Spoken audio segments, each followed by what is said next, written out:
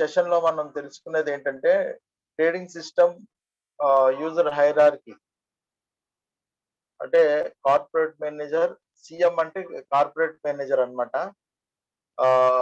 Branch branch managers గురించి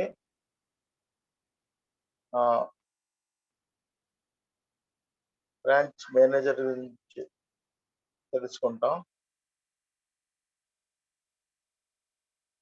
and dealers తర్వాత SEBI trading system user hierarchy అన్నమాట. అంటే దీని తర్వాత ఏంటి అన్నది మనకి తెలియాలన్నమాట.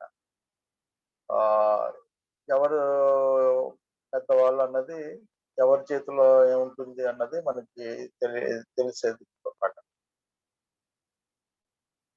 సో ఇక్కడ బ్రాంచ్ అంటే ఫ్రాంచైజీ గానీ, కంపెనీ బ్రాంచ్ గానీ ఏదైనా అయి ఉండొచ్చు.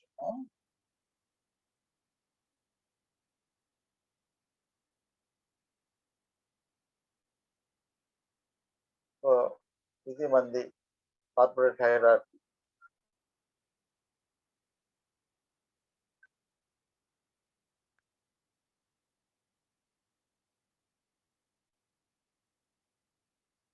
కార్పొరేట్ హైరార్కీ అంటే ఇది.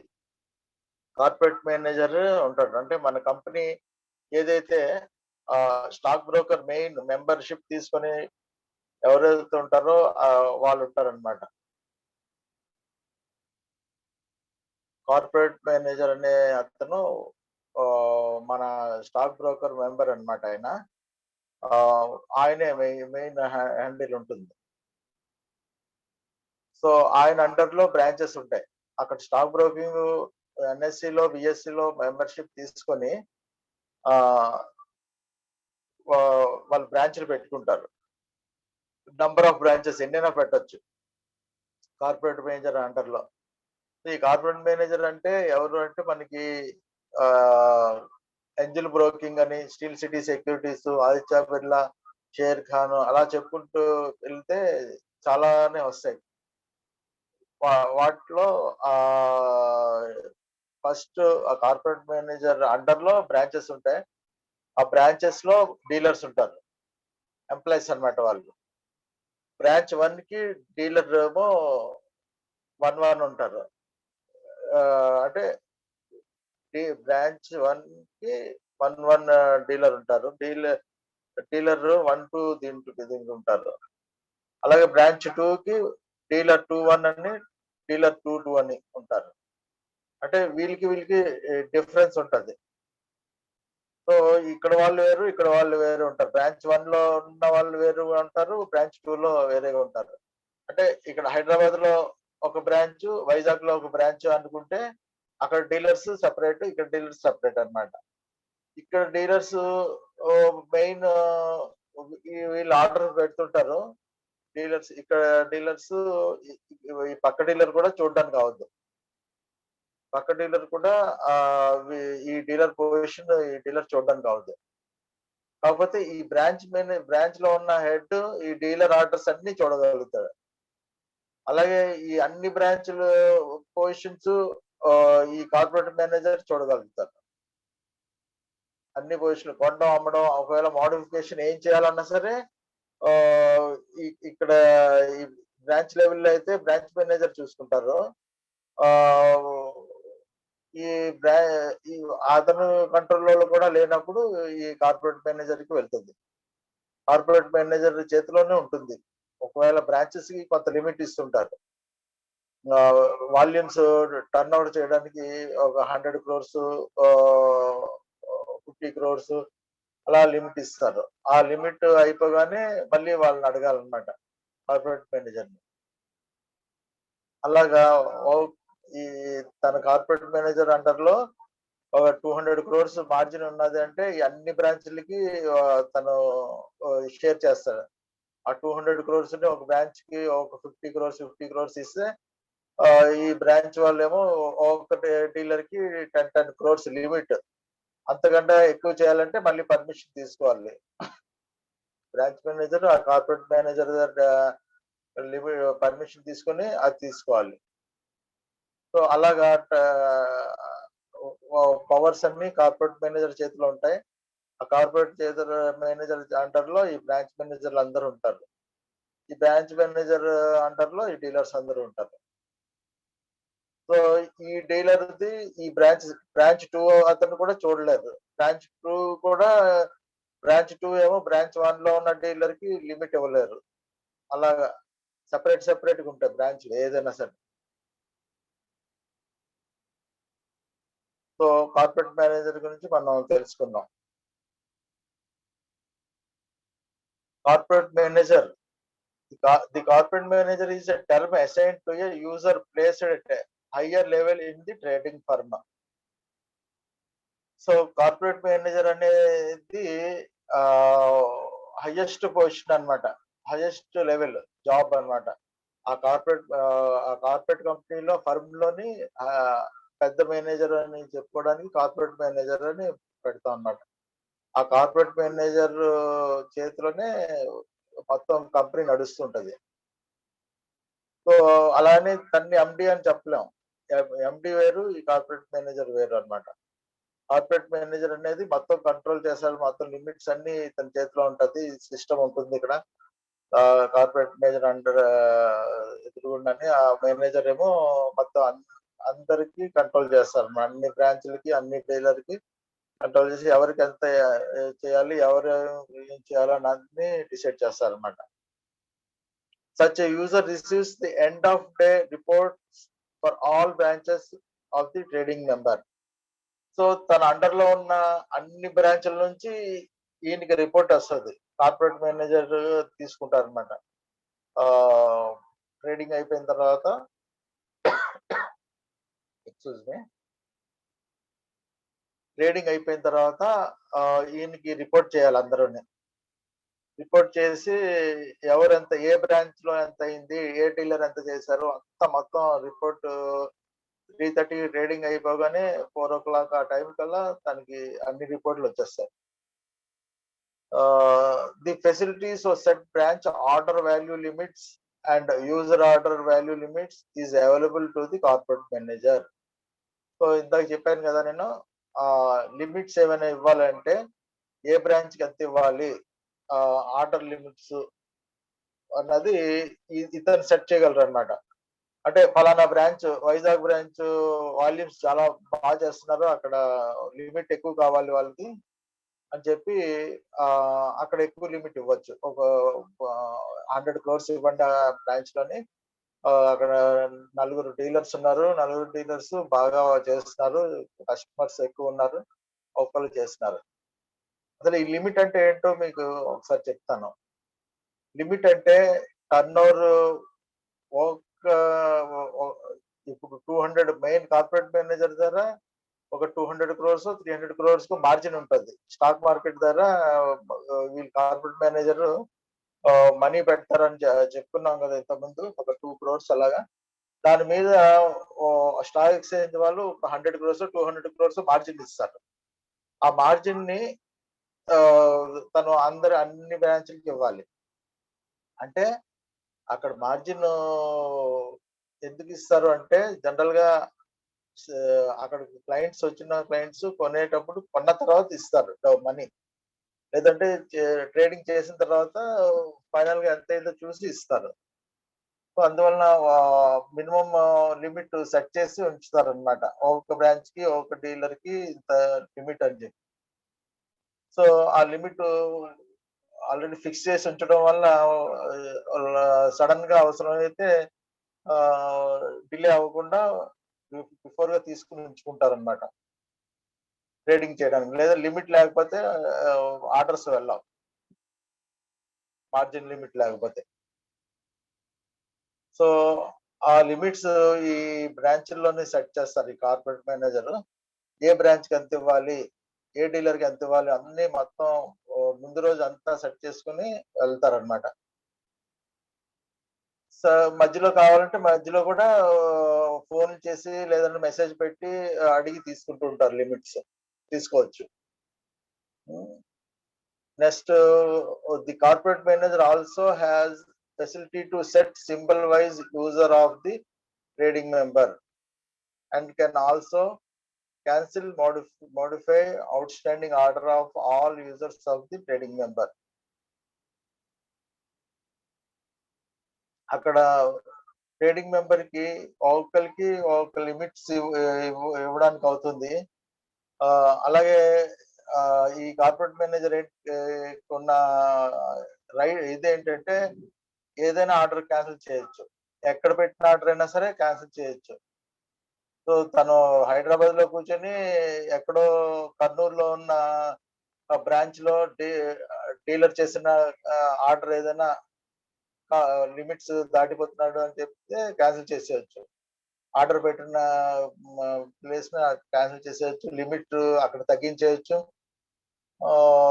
లేదు అక్కడ సిస్టమ్ పనిచేయటం లేదు, ఆ కర్నూలు దగ్గర సిస్టమ్ పనిచేయటం లేదు అంటే ఇక్కడ ఆర్డర్ పెట్టొచ్చు. కార్పొరేట్ మేనేజర్ ఎప్పుడు హెడ్ ఆఫీస్ లో ఉంటారన్నమాట. సో ఒకవేళ ఏదైనా సిస్టమ్ ప్రాబ్లము లేదా టెక్నికల్ ప్రాబ్లం ఏదైనా వస్తే అక్కడ మనకేమో ఆర్డర్ పెట్టుకోవచ్చు అనమాట. హెడ్ ఆఫీస్ లో ఆర్డర్ పెట్టొచ్చు. మన మన ల్యాప్టాప్ పని చేయకపోవచ్చు, మన సిస్టమ్ పని చేయకపోవచ్చు, లేదంటే ఆ ఊర్లో అసలు ఇవే కరెంట్ పోయి ఏదైనా ప్రాబ్లమ్స్ ఉన్నా వేరే ఊర్లో అయినా పెట్టొచ్చు అనమాట.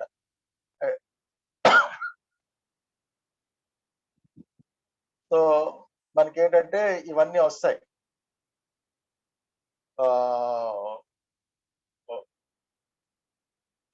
కార్పొరేట్ మేనేజర్ కి ఉన్న ఇవన్నీ అన్నమాట ఇవి rights.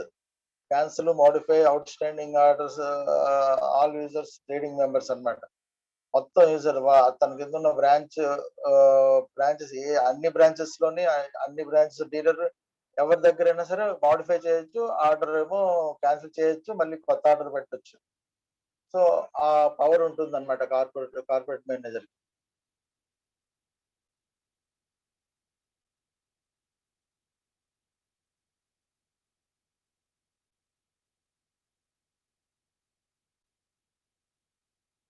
So next branch manager. So మనం ముందు స్టార్టింగ్ లోనే చూసుకున్నాం. Branch manager తనకేమో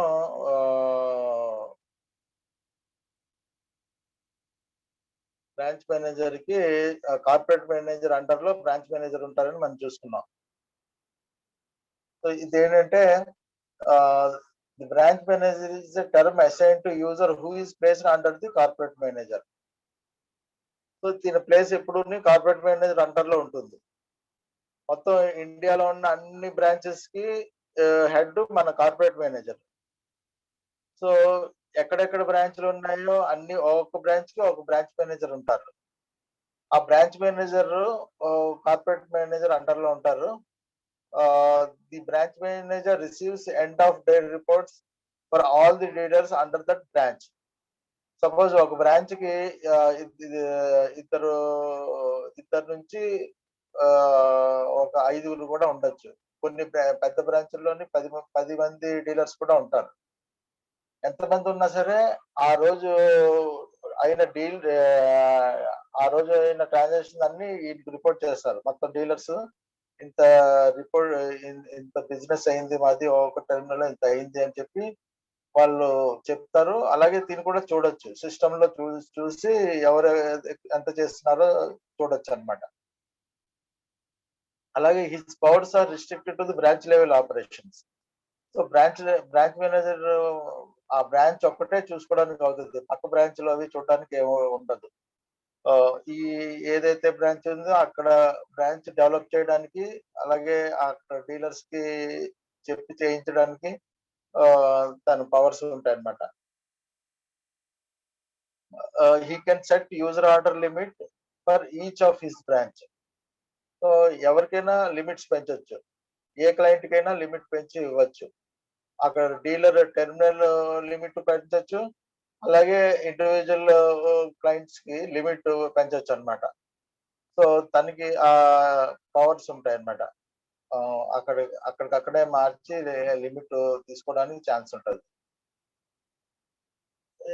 He can view outstanding orders and trades of all users of his branch, and can also cancel, modify outstanding order of all users in branch. So, తిను ఒక 10 terminals ఉన్నాయంటే 10 టెర్మినల్స్‌లోని clients అందరివి చూడగలుగుతాడు. ఎవరు ఏ position చేస్తున్నారు? లే ఎవరికైనా limit కావాలా?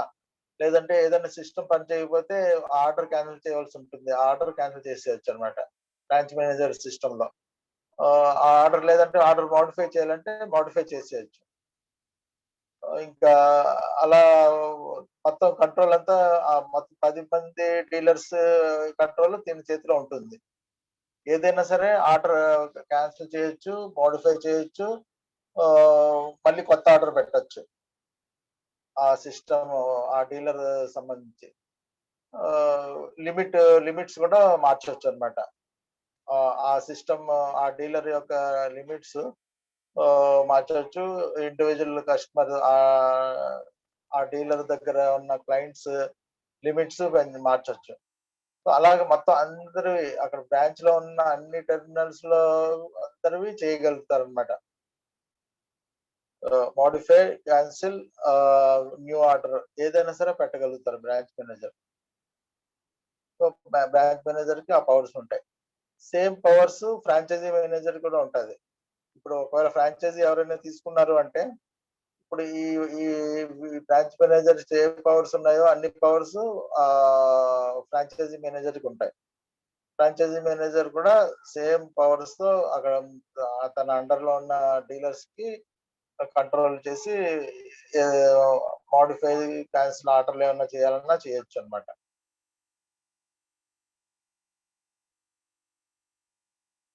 So, అది బ్రాంచ్ మేనేజర్. కార్పొరేటర్ మేనేజర్ అండర్‌లో ఉండేది బ్రాంచ్ మేనేజర్ అన్నమాట. సో, ఇప్పుడు బ్రాంచ్ మేనేజర్ అండర్‌లో ఉండేది డీలర్స్. సో, ఈ డీలర్స్ ఏంటంటే, dealers are users at the lowest level of the hierarchy. మన హైరార్కీ చెప్పుకున్నాం కదా! ఎవరి తర్వాత ఎవరు అన్నది దాంట్లో డీలర్స్ ఆహ్, లో ఉంటారన్నమాట. లాస్ట్‌లో ఉంటారు. కస్టమర్‌కి మాత్రం ఫస్ట్‌లో ఉంటారు. క్లయింట్‌కి ఆర్డర్‌లు ప్లేస్ చేయడానికి, కొనడానికి, అమ్మడానికి ఏ ట్రాన్సాక్షన్ చేయాలన్నా డీలర్ ఫస్ట్ ప్లేస్‌లో ఉంటాడనమాట. తన చేతిలోనే ఉంటాయి. ఆర్డర్ ప్లేస్ చేయడానికి, ఆహ్, స్ బై చేయడానికి, సెల్ చేయడానికి. A dealer can view and perform order and trade related activities only for himself and don't have access to information on other dealers under either the same branch or other branches. So డీలర్‌కి పర్టిక్యులర్‌గా తన సిస్టమ్‌లో ఉన్న clients పొజిషన్‌లే చూడడానికి అవుతది. చూసి ఆ modify గాని, కాన్సెల్ గాని, కొత్త ఆర్డర్ పెట్టడం గాని అన్ని రైట్స్ ఆ సిస్టమ్‌లో ఆ డీలర్‌కి సంబంధించిన సిస్టమ్‌లో ఉన్నదే చేయడానికి అవుతుంది. అంతేగాని పక్క డీలర్ సిస్టమ్‌లో ఉన్న క్లయింట్స్ మోడిఫై చేయడం, పక్క బ్రాంచ్ డీ డీలర్స్‌వి ఏమైనా మార్చడం ఏది చేయలేరన్నమాట. ఎక్కడికక్కడ ఏ ఏ క్లయింట్‌కి అండర్‌లో క్లయింట్స్ ఉంటారో ఆ క్లయింట్స్‌కి చేయొచ్చన్నమాట. సో, అలాగే డీలరు, మేనేజరు, కార్పొరేట్ మేనేజరు అనే మెయిన్ రోల్స్ అన్నమాట స్టాక్ మార్కెట్‌లో. సో, వీళ్ళు ఇప్పుడేంటంటే, ఇప్పుడున్న పరిస్థితుల్లోని ఈ డీలరే ఆల్‌మోస్ట్ అన్నీ చేస్తారు. ఈ బ్యాక్ ఆఫీస్ ఎంప్లాయీ కింద గూడా డీలరే పని చేస్తారు. అలాగే ఫ్రంట్ ఫ్రంట్ ఆఫీస్ ఆఫీసర్ కింద కూడా డీలరే పనిచేస్తున్నారు. అలాగే బ్రాంచ్ మేనేజరే మొత్తం అన్ని బ్రాంచ్ చూసుకోవాలన్నమాట. ఎందుకంటే ఇంకొక సెపరేట్ రోల్స్ లేవు. ఇంకా పెట్టుకోవాలంటే పెద్ద బ్రాంచ్ అయినప్పుడు అసిస్టెంట్ మేనేజర్ ఒక పోస్ట్ ఉంటుంది. బ్రాంచ్ మేనేజర్ తర్వాత అసిస్టెంట్ బ్రాంచ్ మేనేజర్ అని చెప్పి ఒకడు పెడతారు. పెద్ద ఒక 10 డీలర్స్ ఉన్నారంటే వాళ్ళకి ఇద్దరు చూసుకుంటారన్నమాట. ఇద్దరు బ్రాంచ్ మేనేజర్‌లు. ఆహ్, అలాగే బ్యాక్ ఆఫీస్‌కి ఒకళ్ళు పెట్టుకుంటారు. ఒక ఎంప్లాయిని. సో, బ్యాక్ ఆఫీస్ అంటే ఏముండదు. వాళ్ళేంటంటే క్లయింట్స్‌కి ప్రింటౌట్‌లు తీసి ఇవ్వాలి. స్టేట్‌మెంట్‌లు కావాలంటే స్టేట్‌మెంట్‌లు కావాలి ఇస్తారు. అలాగే డీమ్యాట్ హోల్డింగ్స్ కావాలంటే డీమ్యాట్ హోల్డింగ్స్ ప్రింటౌట్ తీసి ఇవ్వాలి. ఆహ్, ఏదైనా సరే చెక్కులవి ఉంటే చెక్కులు తీసుకొని రిసిప్ట్‌లు ఇవ్వడం. హ్మ్. ఇంకా అన్నీని అదర్ దాన్ ట్రేడింగ్ కాకుండా ఏమున్నా సరే ఆ బ్యాక్ ఆఫీస్ సప్లై చేస్తారనమాట. సో పెద్ద బ్రాంచ్ అయితే బ్యాక్ ఆఫీస్ ఎంప్లాయీ కూడా ఇస్తారు. ఆఫీస్ వాళ్ళు మన కార్పొరేట్ మేనేజర్ మనకి ఒకళ్ళిద్దరు ఎంప్లాయీస్ ఎక్స్ట్రా ఇస్తారనమాట. ఆ బ్రాంచ్ లోని ఒక అసిస్టెంట్ కూడా ఇస్తారు. మొత్తం అక్కడ ఉన్న పనులు అన్ని చేసి పెట్టడానికి. సో అలాగా మనకు ఆల్మోస్ట్ బ్యాంక్ లో ఉన్నట్టే ఉంటది ఇక్కడ పొజిషన్ బ్రాంచ్ లోనే. బ్యాంక్ లో ఎలా వర్క్ చేస్తారో దీంట్లో కూడా అలాగే వర్క్ చేసుకుంటూ ఉంటారు డీలర్స్, బ్రాంచ్ మేనేజర్స్. సో ఇది బ్రాంచ్, ఇది పొజిషన్. బ్రాంచ్ అయినా ఫ్రాంచైజీ అయినా ఒకటే అన్నమాట.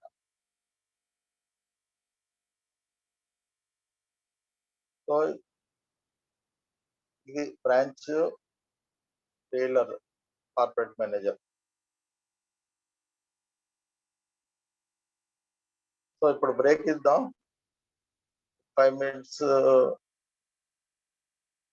బ్రేక్ ఇచ్చి మళ్ళీ స్టార్ట్ చేద్దాం.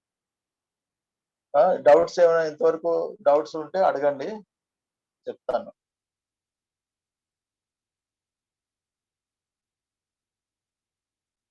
Corporate manager, branch manager, dealer. BTD ఎవరండి? అన్మ్యూట్ చేసుకుని చెప్పండి. సార్ రేవతి గారు చెప్పండి.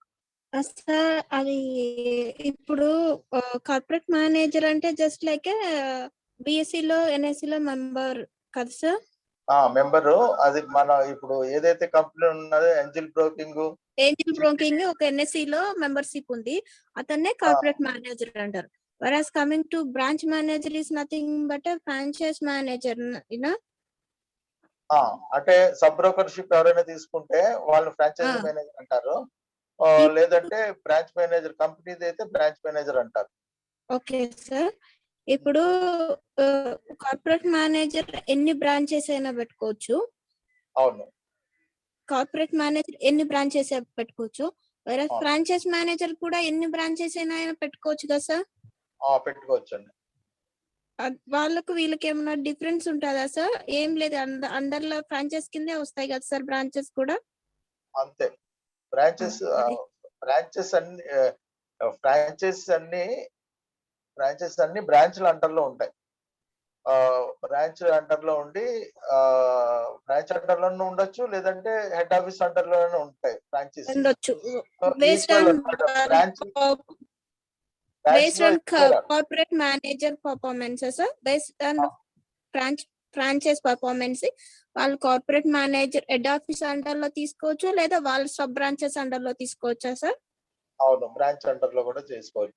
మనకి సర్వీస్ చేసేది మాత్రం హెడ్ ఆఫీస్. ఫ్రాంచైజీ మేనేజర్స్ అందరికి సర్వీస్ చేసేది హెడ్ ఆఫీస్, కార్పొరేట్ మేనేజర్ దగ్గరే.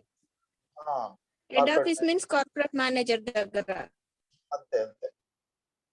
వాళ్ళు ఏంటంటే ఇప్పుడు ఫ్రాంచైజ్ అన్ని బ్రాంచ్ కింద అయినా ట్రీట్ చేయొచ్చు, లేదా కార్పొరేట్ మేనేజర్ కింద అయినా ట్రీట్ చేయొచ్చు, బేస్డ్ ఆన్ ఒక franchise manager performance or branch manager performance. అంతేనా సార్? దేనికది సెపరేట్. ఇప్పుడు బ్రాంచ్ ఎంప్లాయీస్ ఉన్నారంటే కంపెనీ శాలరీ పే చేస్తుంటది అనమాట. ఇప్పుడు ఫ్రాంచైజీ మేనేజర్ ఉంటే ఫ్రాంచైజీ తనే, ఎవరైతే ఫ్రాంచైజీ తీసుకున్నారో వాళ్ళే శాలరీస్, మెయింటెనెన్స్ అంతా వాళ్ళే చూసుకోవాలి. సెపరేట్ అన్నమాట. కార్పొరేట్ వీళ్ళు బ్రాంచ్లైనా ఫ్రాంచైజీస్ అయినా కార్పొరేట్ మేనేజర్ అండర్ లోనే ఉంటది. కాకపోతే మానిటరీ బెనిఫిట్స్ అంటే ఇప్పుడు ఎవరికైనా శాలరీస్ పే చేయాలన్నా సరే, ఎక్స్పెన్సెస్ మీట్ అవ్వాలన్నా సరే, ఆ ఫ్రాంచైజీ మేనేజర్ ఫ్రాంచైజీ తీసుకున్నతనే అక్కడ చూసుకోవాలి అంతనే.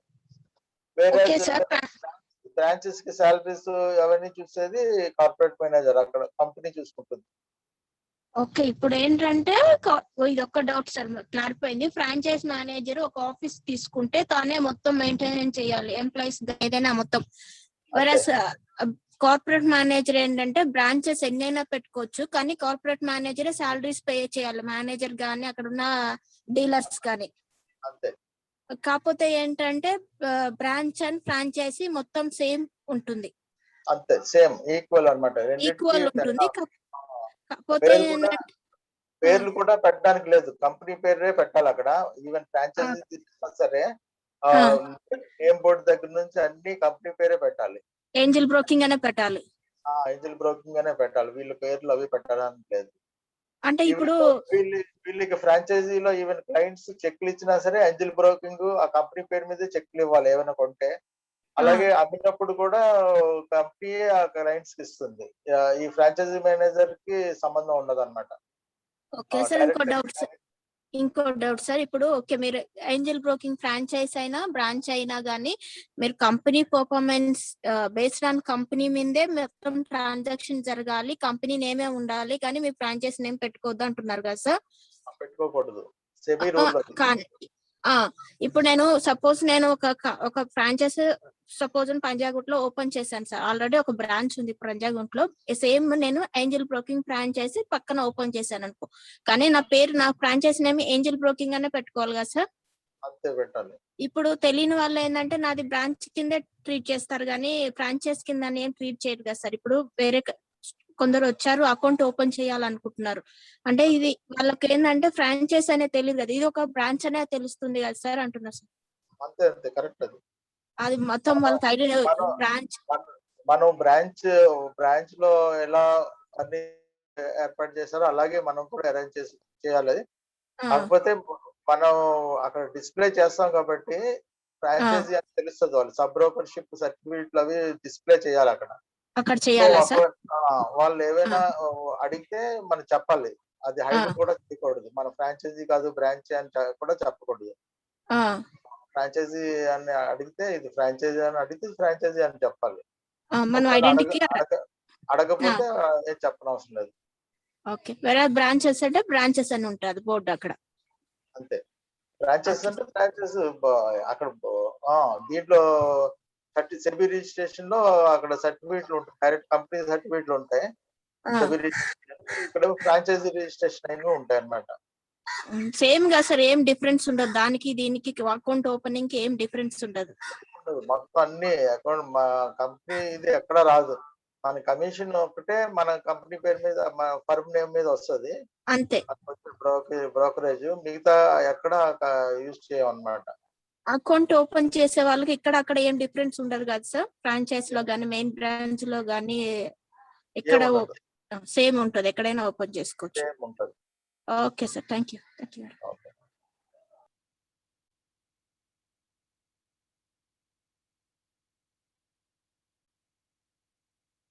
కాటం నాయుడు చెప్పండి.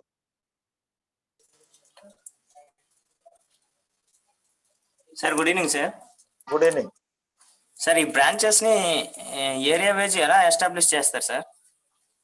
అంటే ఇన్వెస్టర్స్ కి అందుబాటులో ఉన్నట్ట, లేకపోతే బ్రాంచెస్ అనేవి ఎలా ఎస్టాబ్లిష్ చేస్తారండి? ఎలా ఎస్టాబ్లిష్ చేయడం అంటే ఏంటి? బ్రాంచ్లు ఎక్కడ బ్రాంచెస్ ఉన్నాయి అనుకోండి, ఫర్ ఎగ్జాంపుల్ బ్యాంక్ బ్రాంచెస్ అంటే ఎక్కడ పడితే అక్కడ పెట్టారు, పబ్లిక్ కి అందుబాటులో ఉన్నట్టు పెడతారు, వీటిని కూడా ఎలా ఏ బేస్ మీద? పబ్లిక్ అందుబాటులో ఉన్నట్టే. ఇప్పుడు ఏంటంటే డిమాండ్ ఎక్కడైతే ఉందో, ఇన్వెస్టర్స్ ఎక్కువ ఉన్నారు అంటే ఫలానా చోట పెడదాం అని చెప్పి సర్వే చేసి పెడతారు. పెద్ద సిటీస్ లో జనరల్ గా పెట్టేస్తారు ఒకటి, చిన్న సిటీలో పెట్టాలంటే ఆలోచించుకుని పెడతారు పెట్టాలా వద్దా అనేది. సో అదంతా సర్వే చేసి పెడతారు బ్రాంచెస్. ఫ్రాంచైజీ మాత్రం ఎక్కడైనా పెట్టచ్చు, వాళ్ళ ఇదన్నమాట.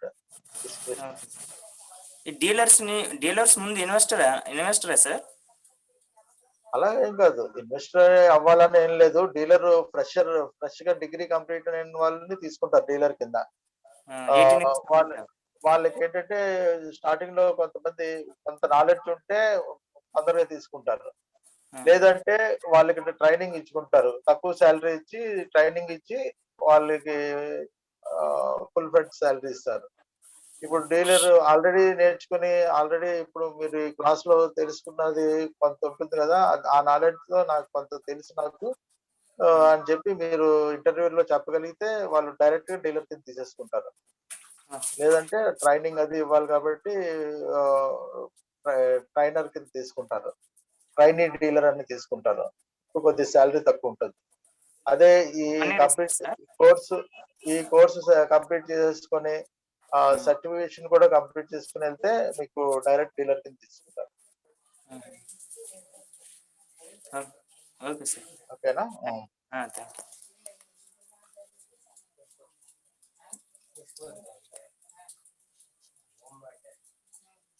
చెప్పు అరవింద్. చెప్పండి Aravind. Hello sir, good evening sir. Good evening sir. ఇప్పుడు ఈ డిఎల్ఎస్ అనేవారు బ్రాంచెస్ మేనేజర్ అండర్టేకింగ్ లో ఉంటారు సార్. అంతే. అదే సార్, అంటే కంపెనీకి ఒక డీలర్స్ అలా ఉంటారా సార్? కంపెనీకి డీలర్స్ అంటారు, ఆపరేటర్స్ అంటారు. వీళ్ళు డీలర్స్ ఆపరేటర్స్ ఒకలే. కంపెనీ సెలెక్ట్ చేసుకుంటది, ఇంటర్వ్యూ చేసి తీసుకుంటారు. డీలరు, ఆపరేటర్ అని, సిస్టమ్ ఆపరేటర్ అని తీసుకుంటారు అనమాట. అంటే ఇప్పుడు బ్రోకరేజెస్ ఉంటారు కదా సార్, వాళ్ళ పైన ఉంటారా వీళ్ళు?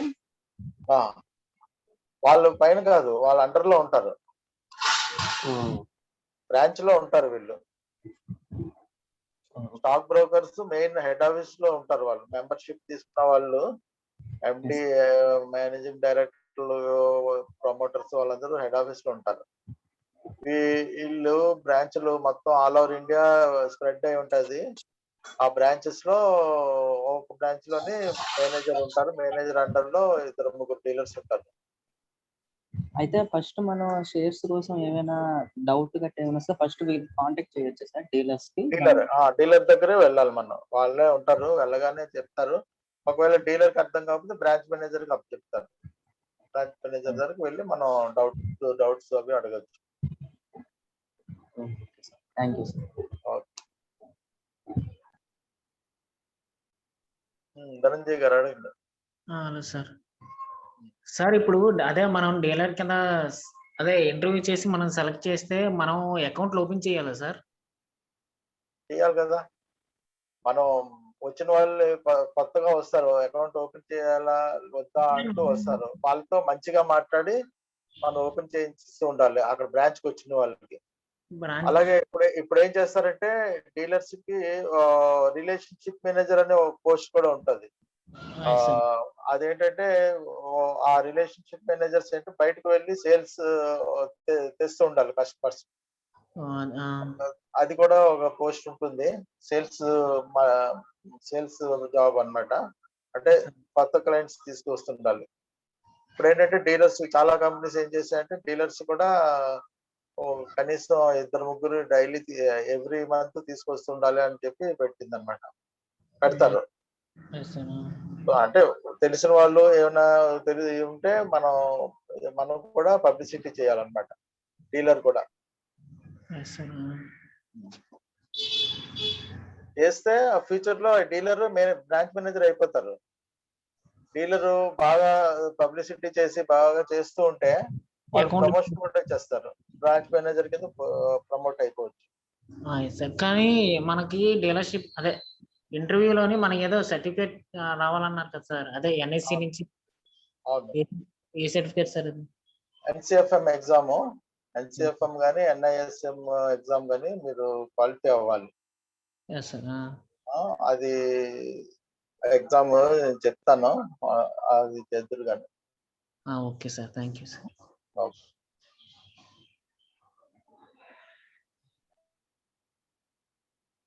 ఓకేనా? ఒక 2 minutes బ్రేక్ ఇచ్చి మళ్ళీ స్టార్ట్ చేస్తాను.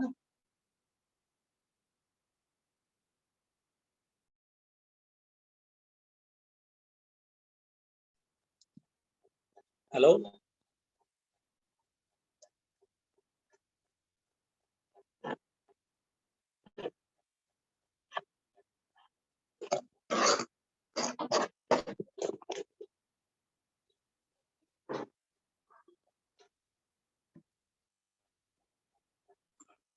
ముజీబ్ ఉన్నారా? ముజీబ్ గారు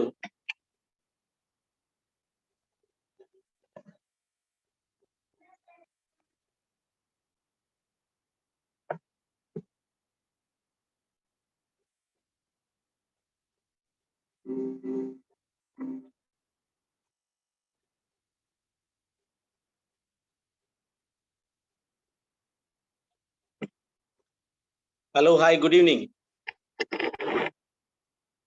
ఐ హోప్ అందరూ బాగున్నారు అనుకున్నా నేను. అండ్ అర్థమవుతుంది అనుకుంటున్నాను బాగా క్లాస్లు అవన్నీ. I hope you all doing well, right?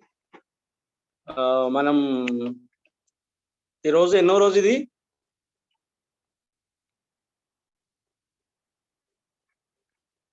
How many days? 12 days complete అయింది. ఈరోజు 12th డేనా?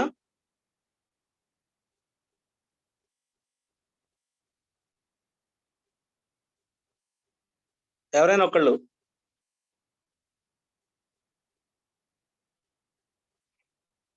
ఎవరు రెగ్యులర్ పెర్ఫార్మర్ ఎవరు ఉన్నారు? నాట్ పెర్ఫార్మర్, రెగ్యులర్ అటెండ్ అయ్యే వాళ్ళలో anyone raise your hand.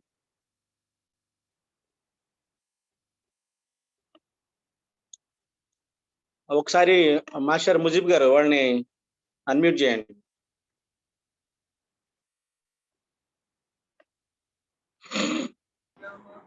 Hello, sir. చెప్పండి. ఎన్నో days ఇప్పటికి? All classes are completed, sir. Today is the 12th class, sir. Today is the 12th class. 12th class, very good. Yes, సరే, sir. ఎలా అర్థమవుతుందా? Yes, sir. మీరు This class can be useful for improve my knowledge and employment opportunity. Do you recommend for new students, unemployed youth? Yes, sir. మీరు ఇంకొక batch కి recommend చేస్తారా? కొంతమంది మీ friends కి రికమెండ్ చేయగలరా? అట్లా ఉందా? రికమెండ్ చేయగలిగేటట్టు ఉందా this course? Yes, sir. Yes, sir. అచ్చా, very good. Useful, sir. It improve skills and knowledge. మీరు డే 1 కి before joining today any Yes, sir. Upgrade your skills?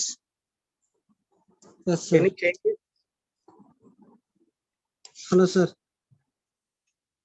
Before ఈ కోర్స్ జాయిన్ అయ్యే ముందు ఇప్పటికి ఈ రోజు అంటే ఎలా ఉంది? ఈ చేంజెస్ ఏమైనా ఉన్నాయా? మీకు ఏమైనా ట్రేడింగ్ చేస్తున్నారా మీరు daily? No, sir. No. This ఈ స్టాక్ మార్కెట్ గురించి ఇప్పుడిప్పుడే అర్థమవుతుంది, సార్. అసలు స్టాక్ ట్రేడింగ్ చేస్తున్న వాళ్ళు ఎవరైనా ఉంటే రేజ్ యువర్ హ్యాండ్. ట్రేడింగ్ చేస్తున్న వాళ్ళు ఇప్పుడు ప్రెసెంట్, యా, అది చూడండి ఒకసారి, ఆయనకి అన్మ్యూట్ చేయండి. ట్రేడింగ్ చేస్తున్న వారు మీరు మ్యూట్ చేసుకున్నారు. Okay sir. ఓకే.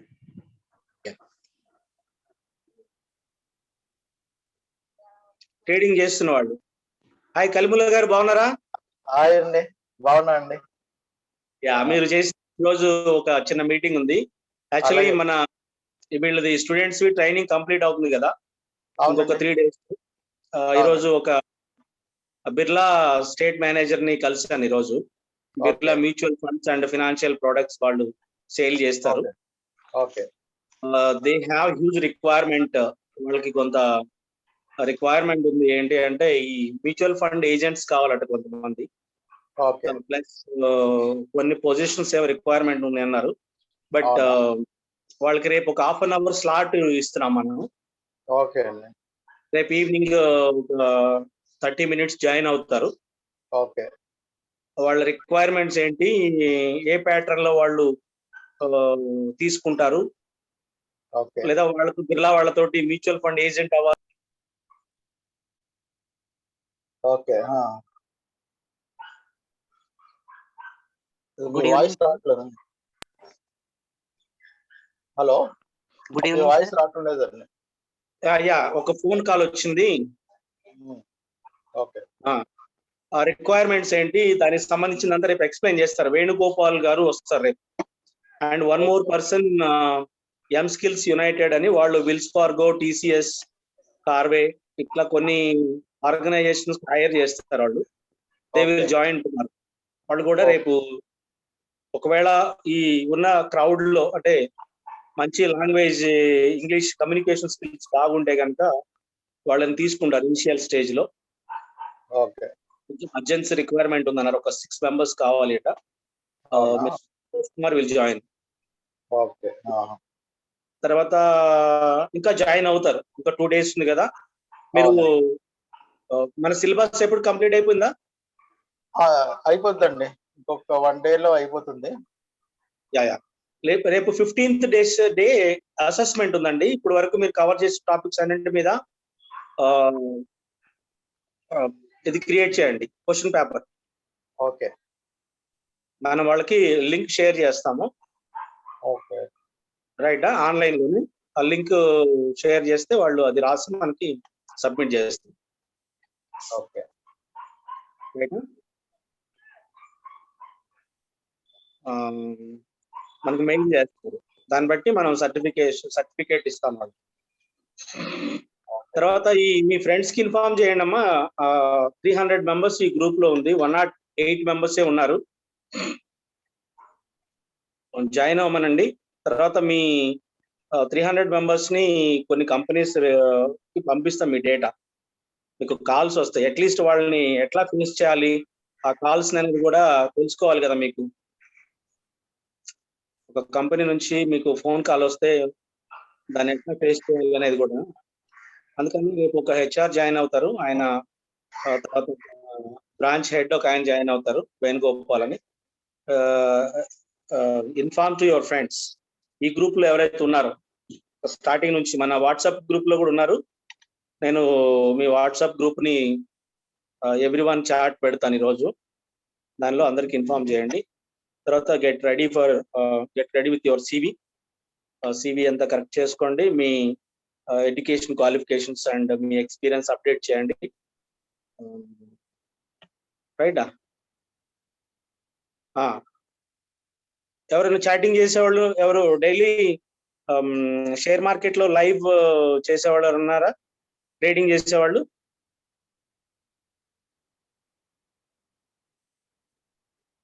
ఇందాక హ్యాండ్ రైజ్ చేశారు ఎవరు, సమ్వన్. యా, మీరు మాట్లాడండి.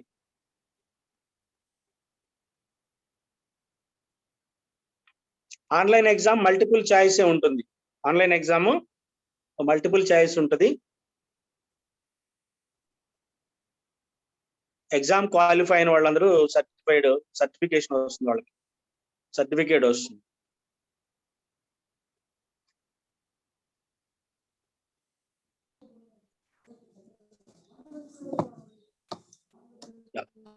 ఇప్పుడు ఉన్నటువంటి 100 మెంబర్స్ ఎవరైనా ఆన్లైన్ ట్రేడింగ్ చేస్తున్న వాళ్ళు ఎవరున్నారా? ఇంట్రాడే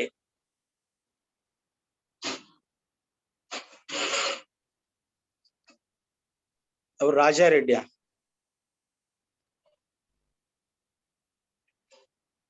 యా, ఎగ్జామ్ అది ఇన్ఫార్మ్ చేస్తాను, డోంట్ వరీ. నేను అడిగేదానికి మాత్రమే రెస్పాండ్ అవ్వండి. రైటా?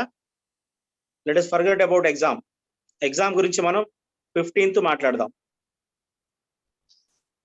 మీకు నేను ఆల్రెడీ మీకు చెప్పాను, నేను యూట్యూబ్ ది మన లింక్ పంపించాను. అందులో రెగ్యులర్ గా ఈ క్లాసెస్ అన్ని పెట్టాం.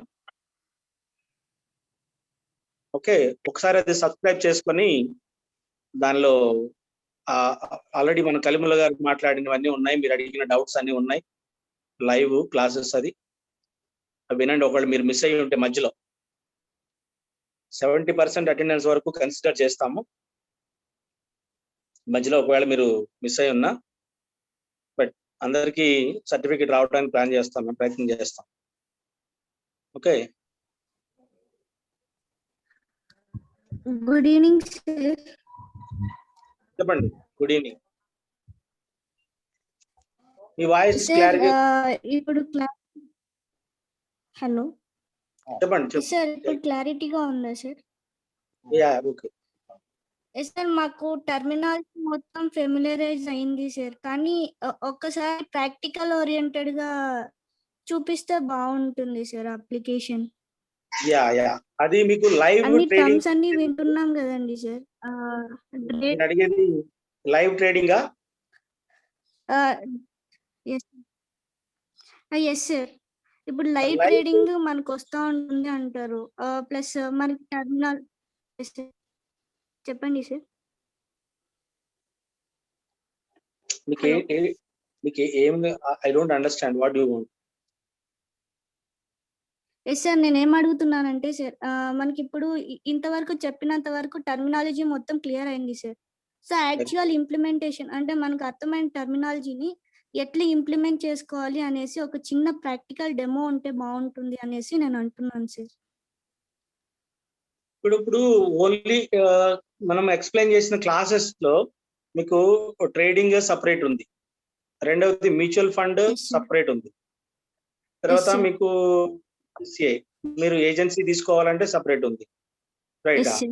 Yes, sir. దీనిలో మీకు మీరు ఓన్ ట్రేడింగ్ చేయాలి, ఏదైనా కంపెనీలో అప్లై చేయాలంటే ట్రేడర్స్ ని తీసుకుంటారు. Yes, sir. చాలా ఆపర్చునిటీస్ ట్రేడర్స్ కి హ్యూజ్ రిక్వైర్మెంట్ ఉంది. మంచి టెక్నిక్స్ ఫాలో అవుతూ టెక్నికల్ గా సెల్ఫ్ అనాలిసిస్ చేసిన ట్రేడర్స్ ఉంటారు కొంతమంది. Yes, sir. నాకు తెలుసు చాలా మంది ఉన్నారు. తర్వాత లాస్ట్ ఇయర్ తీసుకున్న గ్రూప్స్ లో కూడా హౌస్ వైఫ్స్ కూడా చేస్తున్నారు. Yes, sir. అయితే మీకు లైవ్ కావాలి అంటే మనకి మార్కెట్ టైమింగ్స్ ఏంటి? 9 to 3:30 సార్. 9 9 sir, 9:30 to 3:30. అంతేలేండి, 9 9 to 9 కరెక్టే, అది 9 to 9 3:30 సార్. ఎగ్జాక్ట్. ఈ టైమింగ్స్ లో మీకు ఒక రోజు సెషన్ అరేంజ్ చేస్తా. Yes sir, yes sir. ఈ టైమింగ్ లో ఒక సరే ఎంత టైం పడుతుంది, మనకి ఎంత టైం సరిపోతుంది? మనం అంటే ఒక హాఫ్ అన్ అవర్ చాలు, హాఫ్ అన్ అవర్ లో ఎక్స్ప్లెయిన్ చేసేది. హాఫ్ అన్ అవర్ మీకు ఒక టైమింగ్ మనం ఇప్పుడు క్లాస్ జరుగుతున్నప్పుడే టైమింగ్ ఇన్ఫార్మ్ చేస్తాం మీకు. ఓకే అవును. సార్. హాఫ్ అన్ అవర్ మీకు లైవ్ ట్రేడింగ్ చూపిస్తారు, yes sir, yes sir. Intraday ఎట్లా ఏంటి అని. బట్ మీరు ఎవరు don't go for trading, yes sir. Okay? Yes మేము సార్. ఇంత ఇన్వెస్ట్ చేసాము పోగొట్టుకున్నాము అనుకో, మనకి పూర్తి నాలెడ్జ్ లేకుండా ఏ పని చేయకూడదు. లేదు సార్, జస్ట్ అనలైజేషన్ కోసం మాత్రమే సార్. ఎక్కువ అనలైజ్ చేసే గానీ మనం ఇన్వెస్ట్ చేయలేం కదండి సార్. ఎక్కడ స్టాక్స్ కానీ పిక్ చేసుకోవాలన్నా కూడా అనలైజేషన్ అనేది ఎక్కువ అవసరం అవుతుంది కదండి sir. Good good. Yes sir. నీ డౌట్ క్లియర్ అయిందా? Yes sir. Thank you sir. Welcome.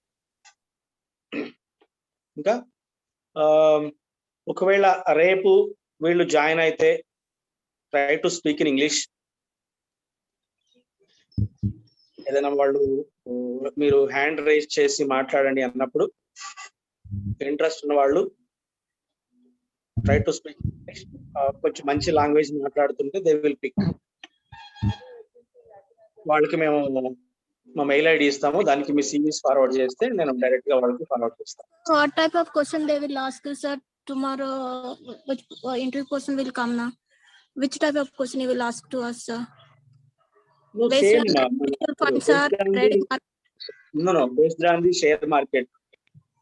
share market, and share market or only mutual funds? Basic knowledge.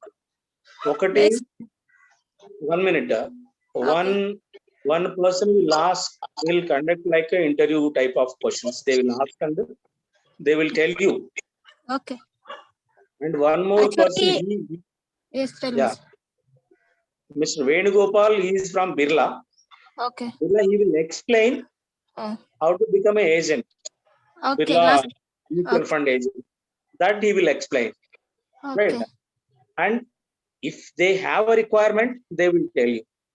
Okay. Last year, you were conducted like a financial market. That batch also I was attended, sir. Same sir will come attend. That sir only, no, sir? No. No, another sir will come and take class tomorrow. Yeah. Yeah. Okay. Maybe తనే రావచ్చేమో ఒకవేళ సంతోష్, ఒక ఆయన వేణుగోపాల్ వస్తారు. 2 members will come and take a class last year, sir. Venugopal. Okay. Venugopal not attended. One more guy, his name Vinayak from NS. Yeah. Vinayak from NS, National Stock Exchange. He's employee of NS. Okay. Mr. Santosh, he wants 6 people immediately. ఒకవేళ రేపు attend అయిన తర్వాత తను hire చేస్తానన్నారు. Hyderabad move అవ్వాల్సి ఉంటుందంట July 1st నుంచి. If you are interested, please take this opportunity. Okay sir, sorry మీ క్లాస్ ని ఓకే, పర్లేదు, చెప్పాలి. యా అయిపోయింది. తర్వాత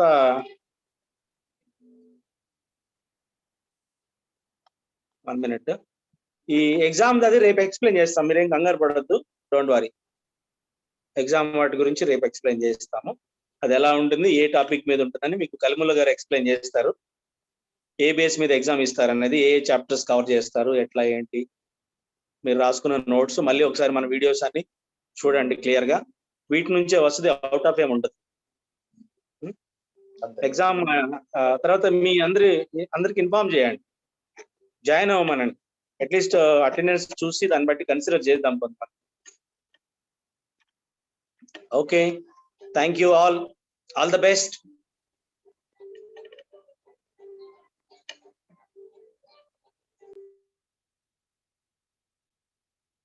ఓకే ఫ్రెండ్స్, చూసారా మంచి ఆపర్చునిటీ వచ్చింది మీకు, మీ అందరికీ. నా వాయిస్ వస్తుంది కదండి? హలో హలో, వస్తుంది కదా నా వాయిస్? ఓకే. ఇప్పుడు మీకు మంచి ఆపర్చునిటీ. ఎవరైతే ఎంప్లాయ్ కింద జాయిన్ అవుదాం అనుకుంటున్నారో రెడీ అయ్యి రండి రేపు. వాళ్ళతో డైరెక్ట్ గా మీరు మాట్లాడుదురు అని. ఏదైతే మీరు నేర్చుకున్నారో దాని గురించి మీరు చెప్పగలగాలన్నమాట. కమ్యూనికేషన్ చాలా ఇంపార్టెంట్. వాళ్ళు అది చూసి తీసుకుంటారు. ఎంప్లాయీస్ కింద జాయిన్ అవుదాం అన్న ఇంట్రెస్ట్ ఉన్న వాళ్ళందరికీ మంచి ఉపయోగపడుతుంది. రేపు మిస్ అవ్వకుండా మీ ఫ్రెండ్స్ ఎవరైతే ఇంతకుముందు జాయిన్ అయ్యారో వాళ్ళందరికీ ఇన్ఫార్మ్ చేసుకుని రండి. సో మనం నెక్స్ట్ దీనికి వెళ్తున్నాం. Next slide, security and exchange board of India, SEBI. ఇంతవరకు మనం సెబీ అని మాట్లాడుకున్నాం. మొత్తం స్టాక్ మార్కెట్ కి, అన్ని మార్కెట్స్ కి సెబీ చూస్తుందని. SEBI the security and Exchange Board of India is the regulatory body of securities and commodities market in India under the jurisdiction Ministry of Finance, Government of India. So ఇది SEBI అనేది share market, commodity market ని control చేస్తుంది అన్నమాట. Government of India under లో ఉంటుంది. It was established on 12th April 1988. 88 నుంచి 1988 లో establish అయింది. దీనికి పవర్స్ మాత్రం 92 లో ఇచ్చారు, ఫుల్ పవర్స్ ఇచ్చారు అనమాట. అది 30 January 1992 నుంచి సెబీ యాక్ట్ 92 అని పెట్టారు. సో అప్పటి నుంచి మనం సెబీ వర్కింగ్ లో ఫుల్ పవర్స్, స్టాట్యూటరీ పవర్స్ తో రన్ అవుతుంది అనమాట. సెబీ అనేది స్టాక్ మార్కెట్ కి, కమోడిటీ మార్కెట్ కి కంట్రోల్ చేసేది. ఈవెన్ మ్యూచువల్ ఫండ్స్ కూడా, స్టాక్ మార్కెట్ లోనే మ్యూచువల్ ఫండ్ కూడా వస్తుంది, దాన్ని కూడా కంట్రోల్ చేస్తుంది అనమాట.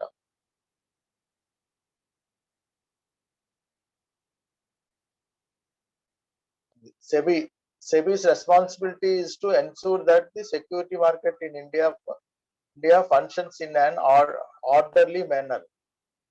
So Sebi's first responsibility ఏంటంటే ensure that the securities market in India functions in an orderly manner. అంటే ఒక ఆర్డర్ లో వెళ్తున్న, సిస్టమేటిక్ గా అన్ని ఏమేమి చేయాలో స్టాక్ ఎక్స్చేంజ్లకి, కంపెనీస్ కి అన్నిటికీ రూల్స్, రెగ్యులేషన్స్ అన్ని పెట్టింది. ఆ రూల్స్ ఫాలో అవుతున్నాయా లేదా, రెగ్యులేషన్స్ ఇంప్లిమెంట్ చేస్తున్నారా లేదా, అవన్నీ చెక్ చేస్తుంది అనమాట. ఏ మాత్రం తేడా ఉన్నా సరే వాళ్ళకి పెనాల్టీలు వేస్తుంది, వాళ్ళకి లీగల్ యాక్షన్ తీసుకుంటుంది వాటి మీద. It is made to protect the interest of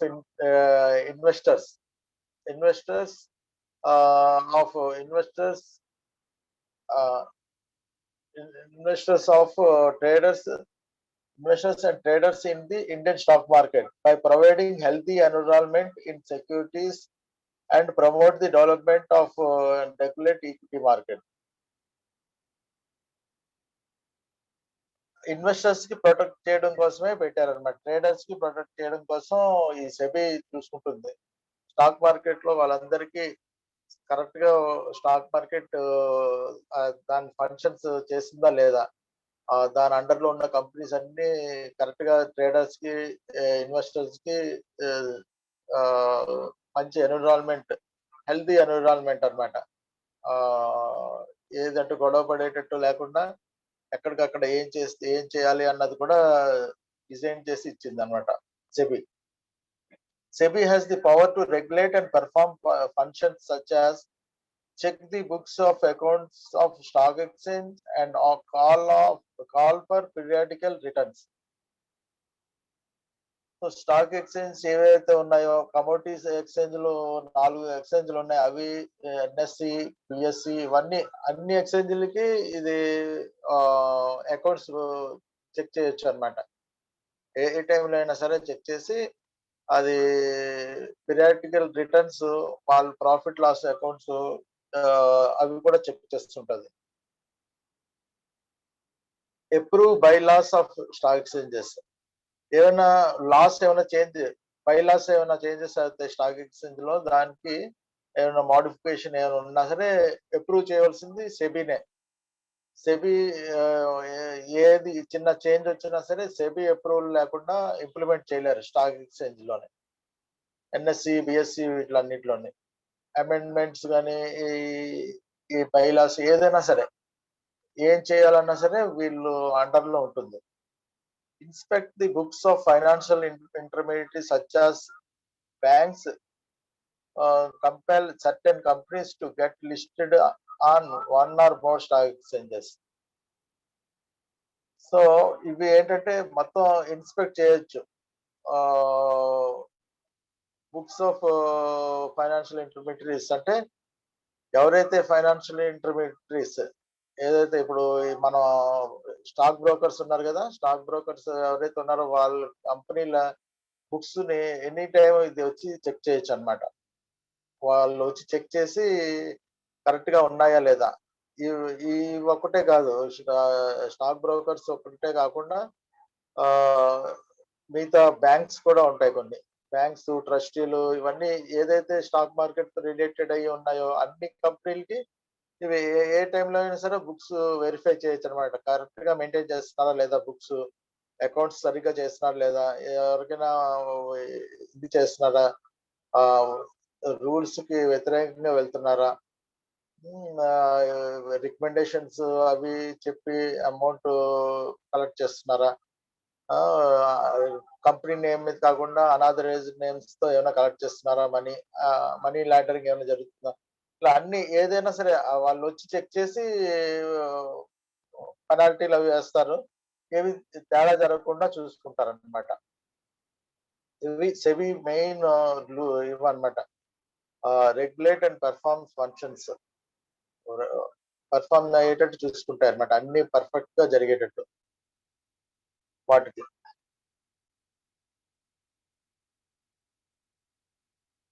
ఏంటో చూడండి, SEBI 3 key mandates of SEBI. Protection of interest of investors కి ప్రొటెక్షన్ అన్నమాట. వాళ్ళకి ఏది రాకుండా, లాస్ ఏమి రాకుండా, ఒకవేళ మెయిన్ మెంబర్ స్టాక్ బ్రోకర్ ఏదైనా తేడా వచ్చి వాళ్ళు క్లోజ్ చేసినా సరే సెబీ ఇమీడియట్ గా యాక్ట్ చేస్తుంది.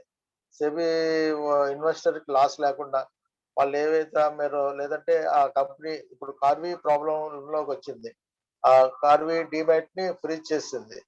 అలాగని ఇన్వెస్టర్స్ కి లాస్ చేయలేదు. ఇన్వెస్టర్స్ ఎవరైతే ఉన్నాయో డిమాట్ లోని కార్వీ డిమాట్ లో ఉన్నాయో అవి వేరే డిమాట్ కి వెళ్ళేటట్టు చేసింది అనమాట. అది దానికి ఇన్వెస్టర్స్ కి నష్టం లేకుండా అలా ప్రొటెక్షన్, ఫుల్ ప్రొటెక్షన్ ఉంటుంది అనమాట. కొన్నిట్లో క్లోజ్ చేస్తే షేర్లన్నీ ఏమైపోయాయని భయపడిపోకుండానే మన షేర్లు ఎప్పుడూ సేఫ్ గా ఉంటాయి. ఇండియన్ గవర్నమెంట్ కంట్రోల్లో ఉంటాయి అనమాట. ఈ సెబీ కంట్రోల్లో ఉంటాయి కాబట్టి డిమాట్ అకౌంట్లు అన్ని చాలా safe. Promote development of security market develop చేయడానికి కూడా సెబీ కొంత ప్రమోషన్స్, కొంత అవేర్నెస్ మీటింగ్స్ కూడా కండక్ట్ చేస్తుంటాయి. మన అన్ని సిటీస్ లోని ప్రమోట్ చేయాలన్నమాట. వాళ్ళు సెబీ స్టాక్ ఎక్స్చేంజ్ వాళ్ళు కలిసి మీటింగ్స్ కండక్ట్ చేస్తుంటాయి. పెద్ద పెద్ద హోటల్స్ లో కండక్ట్ చేసి మొత్తం ఇన్వెస్టర్స్ రైట్స్ అవన్నీ చెప్తూ ఉంటారు. ఇలా చేయొచ్చు, ఇలా చేయకూడదు, డూస్ అండ్ డోంట్స్ మనం డిస్కస్ చేసుకున్నాం కదా. దాని గురించి లేటెస్ట్ ఏమైనా ఇంప్లిమెంట్ చేసి దాని గురించి అవేర్నెస్ కోసం డెవలప్మెంట్ ప్రోగ్రామ్ చేస్తుంటారు.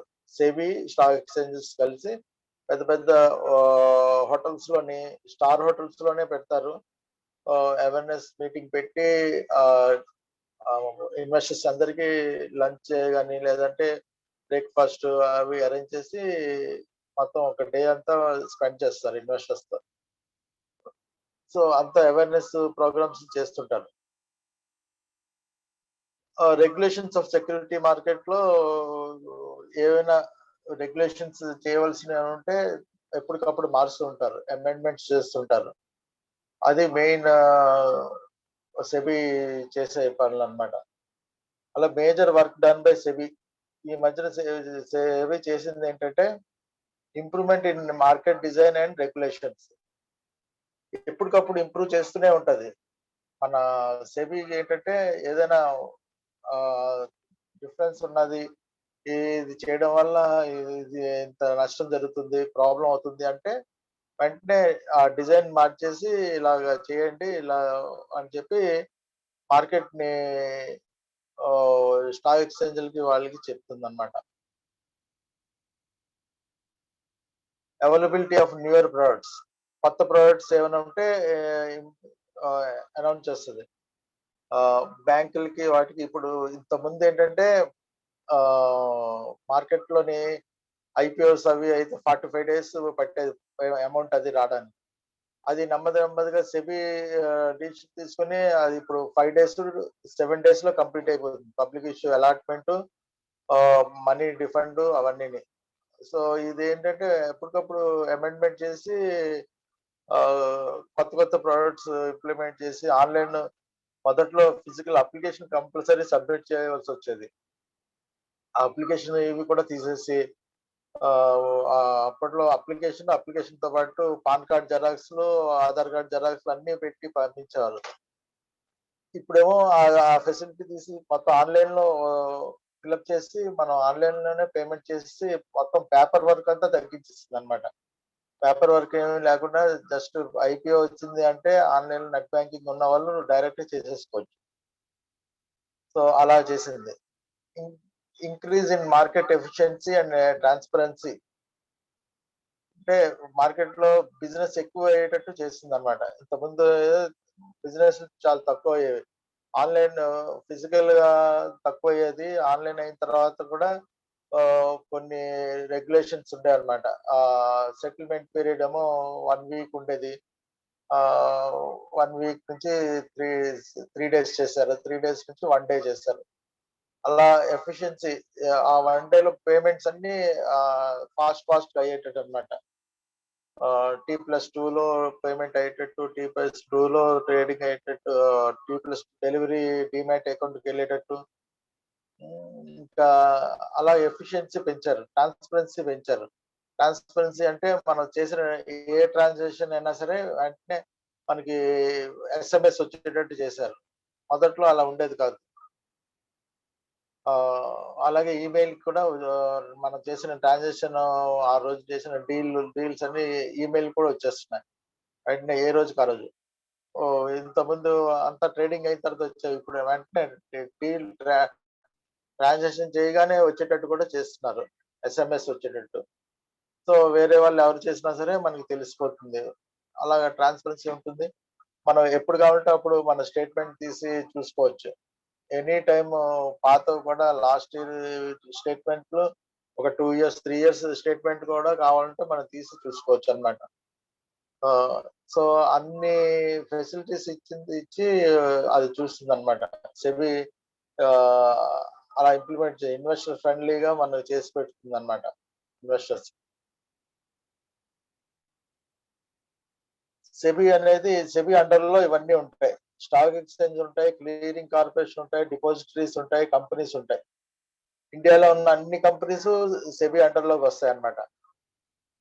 డిపాజిటరీస్ అంటే NSDL, CDS అన్నమాట. క్లియరింగ్ కార్పొరేషన్ అనేది NSA, national stock exchange clearing corporation ఉంటుంది. అది అలాగే స్టాక్ ఎక్స్చేంజ్ అంటే ఎన్ఎస్సి, బిఎస్సి, ఎంసిఎక్స్, ఎన్సిడిఎక్స్ ఇవన్నీ అన్ని స్టాక్ ఎక్స్చేంజ్లు. సో వీళ్ళ అండర్ లో, ఈ స్టాక్ ఎక్స్చేంజ్ అండర్ లో స్టాక్ బ్రోకర్స్ ఉంటారు. స్టాక్ బ్రోకర్స్ అంటే ఈ కంపెనీస్ అన్నమాట. ఆదిత్య బిర్లా మనీ అని,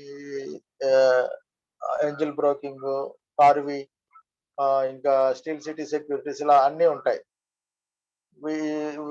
వీళ్ళని కూడా సెబీ కంట్రోల్ చేస్తుంది. సెబీ స్టాక్ బ్రోకర్స్ కంట్రోల్ చేస్తుంది. అలాగే స్టాక్ బ్రోకర్స్ అండర్ లో సబ్ బ్రోకర్స్ ఉంటారు. సబ్ బ్రోకర్స్ కూడా సెబీ రెగ్యులేట్ చేస్తుంది. సో ఇదేంటంటే సెబీ అనేది ఇన్వెస్టర్ ఫ్రెండ్లీ, ఇన్వెస్టర్స్ కోసం అన్నమాట. మన పోలీస్ డిపార్ట్మెంట్ ఉన్నది అంటే మన ప్రజలందరి కోసం ఎలాగో ఇది కూడా సెబీ కూడా మొత్తం ఇన్వెస్టర్స్ అందరికి సేవ్ చేయడం కోసం. ఎలాంటి ప్రాబ్లం వచ్చినా సరే మనం వాళ్ళకి కంప్లైంట్ చేయొచ్చు. సో ఈ డిపాజిటరీ ఎన్ఎస్డిఎల్, సిడిఎస్ఎల్ అండర్ లో డిపాజిటరీ పార్టిసిపెంట్స్ ఉంటాయి. డిపాజిటరీ పార్టిసిపెంట్స్ సెపరేట్ గానే ఉండొచ్చు. లేదా ఈ స్టాక్ బ్రోకర్స్ ఏం చేస్తారంటే ఇది కూడా తీసుకుంటారు, ఈ డిపిలు కూడా తీసుకుంటారు. మాక్సిమం ఇప్పుడు ఉన్న 90% స్టాక్ బ్రోకర్స్ వీళ్ళు తీసుకున్నారు, డిపాజిటరీ తీసుకొని వాళ్ళే రన్ చేసుకుంటున్నారు, సెపరేట్ డిపాజిటరీ అక్కడ కూడా తీసుకొని. అలాగే ఈ అదర్ ఇంటర్మీడియట్స్ అంటే ఈ కంపెనీస్ ఉంటాయి అన్నమాట. Merchant bankers, RTS companies under లో ఉంటాయి. కంపెనీస్ కి మర్చెంట్ బ్యాంకర్స్ అనే వాళ్ళు చార్టెడ్ అకౌంటెంట్స్ అన్నమాట. వాళ్ళు పబ్లిక్ ఇష్యూ రావడానికి, లేదంటే ఎఫ్పిఓ రావడానికి, రైట్స్ రన్ చేయడానికి ఇవన్నీ మర్చెంట్ బ్యాంకర్స్ తో చేయించుకుంటారు వాళ్ళు. సో వాళ్ళ ఇది కూడా సెబీ రెగ్యులేట్ చేస్తుంటది. వాళ్ళు కరెక్ట్ గా చేస్తున్నారా లేదా అన్నది కూడా సెబీ చూస్తుంటది. చూసి ఏదైనా తేడా ఉంటే వాళ్ళ మీద కూడా యాక్షన్ తీసుకోగలుగుతుంది. సో ఇక్కడ ఉన్న అన్నిటి మీద సెబీ యాక్షన్ తీసుకుంటది. ఏదైనా చిన్న తేడా జరిగినా పెనాల్టీలు దగ్గర నుంచి లీగల్ యాక్షన్ వరకు అన్ని తీసుకుంటది అది. సో చాలా పవర్స్, స్టార్టింగ్ లో తక్కువ పవర్స్ ఉండేవి, అలాగే ఇయర్ ఆన్ ఇయర్ వాటికి పవర్స్ పెంచుకుంటూ వెళ్ళారు. సో ఇప్పుడు ఆ పవర్స్ బాగా ఉండడం వల్ల గవర్నమెంట్ స్టాక్ మార్కెట్స్ అన్ని చక్కగా నడుస్తున్నాయి, ఏవి స్కామ్లు అవి ఏం లేకుండా.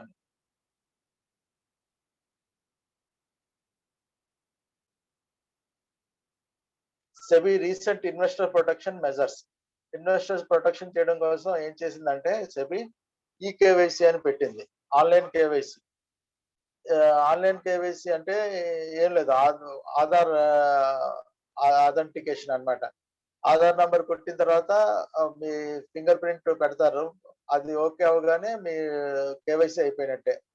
నో యువర్ క్లయింట్ కేవైసీ అంటే నో యువర్ క్లయింట్ అన్నమాట. ఆ ప్రొసీజర్. అలాగే ఈ సిగ్నేచర్ కూడా అలాగే క్రియేట్ చేశారు. మన సిగ్నేచర్ పెట్టింది అక్కడ ఆన్లైన్ లో సిగ్నేచర్ వెళ్ళిపోతుంది. సో ఇవి రెండు రీసెంట్ డెవలప్మెంట్స్ అన్నమాట. లేదంటే ఇంతకుముందు అంత బ్రాంచ్ కి వెళ్ళి కేవైసీ చేయించుకోవాలన్నమాట. అలాగే పవర్ ఆఫ్ అటర్నీ ఇదేమో నాట్ కంపల్సరీ డాక్యుమెంట్ అన్నమాట. ఎందుకంటే ఇది online only required for availing internet trading చేసే వాళ్ళు ఇళ్లలో కూర్చొని చేస్తారు. వాళ్ళు ఇళ్లలో కూర్చొని చేస్తారు కాబట్టి వాళ్ళకి ఏంటంటే బ్రాంచ్ కి వెళ్ళాల్సిన అవసరం ఉండదు. బ్రాంచ్ కి వెళ్ళి ఆ డెలివరీ ఇన్స్ట్రక్షన్ స్లిప్ అని ఉంటది, చెక్ బుక్ లా ఉంటుంది. ఆ డెలివరీ ఇన్స్ట్రక్షన్ స్లిప్ ఇవ్వడం అదినేమో బ్రాంచ్ కి వెళ్ళి చేసే ట్రేడింగ్ చేసే వాళ్ళకి అది కన్వీనియంట్ అన్నమాట. వాళ్ళు పిఓఏ ఇవ్వనవసరం లేదు. ఇంటర్నెట్ ట్రేడింగ్ చేసే వాళ్ళు మాత్రం అది కంపల్సరీ ఇచ్చుకోవాలన్నమాట, ఆన్లైన్ లో చేస్తారు కాబట్టి. సో అది పవర్ ఆఫ్ అటర్నీ, అది కూడా ఇంప్లిమెంట్ చేశారు. ఇంతకుముందు ఉండేది కదా అది పవర్ ఆఫ్ అటర్నీ అనేది. అది బాగా ఇంప్లిమెంట్ చేసి చాలా మంది తీసుకుంటున్నారు. ఇంకా అలాగే ప్లెడ్జ్ చేసుకోవడానికి ప్లెడ్జ్ ఫ్రేమ్ వర్క్ కూడా పెట్టారు. షేర్లు ప్లెడ్జ్ చేస్తే అది మార్జిన్ కింద తీసుకుంటున్నారు అనమాట. ఇంతకుముందు ఏంటంటే షేర్లు వాళ్ళు మార్జిన్ అకౌంట్ కి పంపించాలి, స్టాక్ బ్రోకర్ మార్జిన్ అకౌంట్ పంపించేస్తే వాళ్ళు క్యాల్కులేట్ చేసి మార్జిన్ కింద తీసుకునేవాళ్ళు. అలా కాకుండా ప్లెడ్జ్ చేసి మార్జిన్ కింద పెట్టొచ్చు అన్నమాట. సో ఇది కూడా లేటెస్ట్ డెవలప్మెంటే. అలాగే బేసిక్ సర్వీస్ డిమాట్ అకౌంట్ అని బిఎస్టిఏ. ఈ డిమాట్ అకౌంట్ అంటే reduced cost for retail investors. Demat charges చాలా తక్కువ ఉంటాయి. ఒక 300 ఎంతో ఉంటుంది, లేదా వన్ టైమ్ డిమాట్ చార్జెస్ ఉంటాయి. ఇవేంటంటే చాలా మంది ఇన్వెస్టర్ ట్రేడింగ్ అకౌంట్ ఓపెన్ చేస్తారు. ఫిజికల్ షేర్లు ఏమైనా ఉంటే అవి డిమాట్ చేసుకుంటారు. ఆ రేట్ రాగానే అమ్మేసి క్లోజ్ చేస్తారు. 1-2 ట్రాన్సాక్షన్లే చేస్తారు. లేదా ఒక 1 ఇయర్ చేసి వదిలేద్దాం అని చూస్తారు. అలాంటి వాళ్ళకి ఇది బాగా ఉపయోగపడుతుంది. దీన్నే మళ్ళీ కన్వర్ట్ చేసుకోవాలి. నార్మల్ డిమాట్ అకౌంట్ కదా, లాంగ్ టర్మ్ ఉంచుకుందాం అనుకుంటే లాంగ్ టర్మ్ ఉంచుకోవచ్చు ఈ డిమాట్ అకౌంట్. సో ఇది బిఎస్టిఏ అంటే. Mutual funds product labelling on basis of risk associated with the scheme. So దీనికి ప్రతి ప్రోడక్ట్ కి రిస్క్ అసోసియేట్ విత్ లేబులింగ్ చేయమంటున్నారు. ప్రతి దానికి ఎంత risk, moderate risk, normal risk అన్నది అది కంపల్సరీ చేశారనమాట. సో ఆ మ్యూచువల్ ఫండ్స్ లో కూడా మనం చూడగానే అది రిస్క్ ఉన్నదా, లేదా మోడరేట్ రిస్కా, లేదంటే ఆ రిస్క్ లేబులింగ్ అనేది కంపల్సరీ చేశారనమాట మ్యూచువల్ ఫండ్స్. సో అవి చూస్తే మనకి తెలుస్తుంది ఇది హై రిస్క్ లో ఉందా, లేదంటే ఇప్పుడు తీసుకోవచ్చా లేదా అన్నది.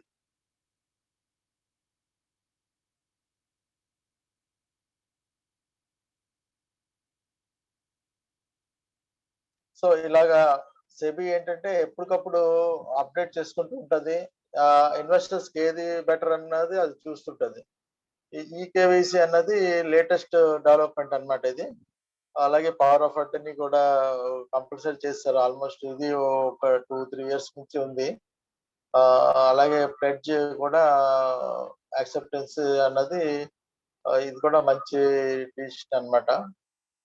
డిమాట్ కూడా చార్జెస్ తగ్గడానికి కోసం ఈ అకౌంట్ ప్రతి డిమాట్ అకౌంట్ కి ఇది పెట్టింది అనమాట.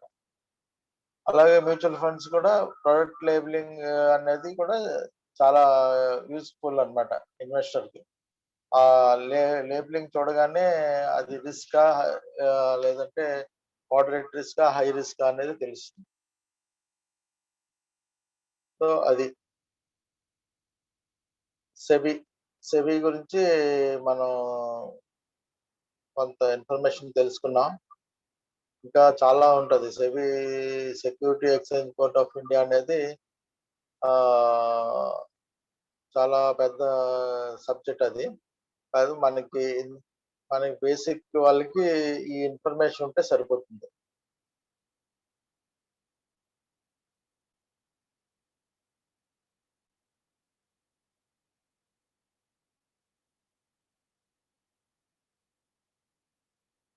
దీని మీద డౌట్స్ ఉంటే అడగండి, ఎక్స్ప్లెయిన్ చేస్తాం.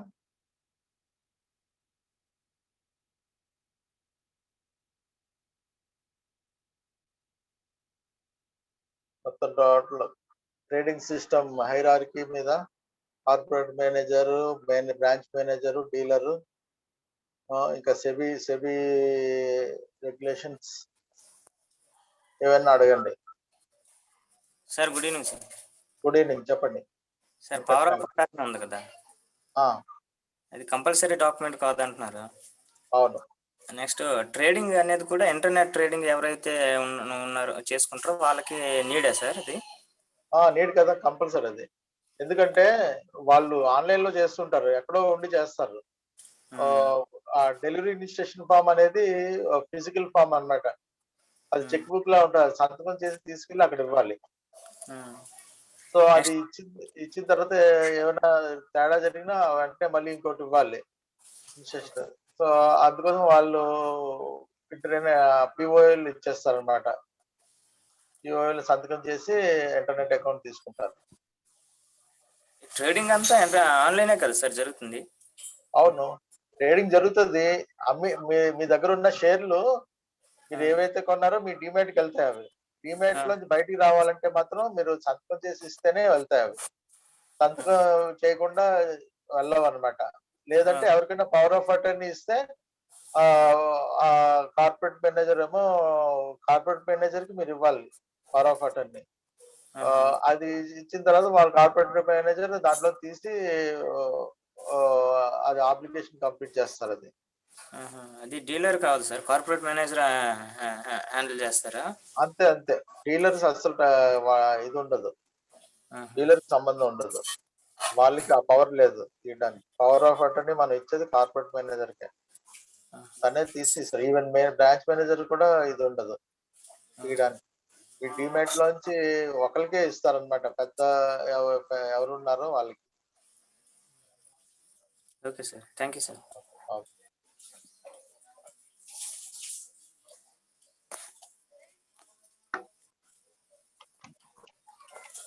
అడగండి చంద్ గారు.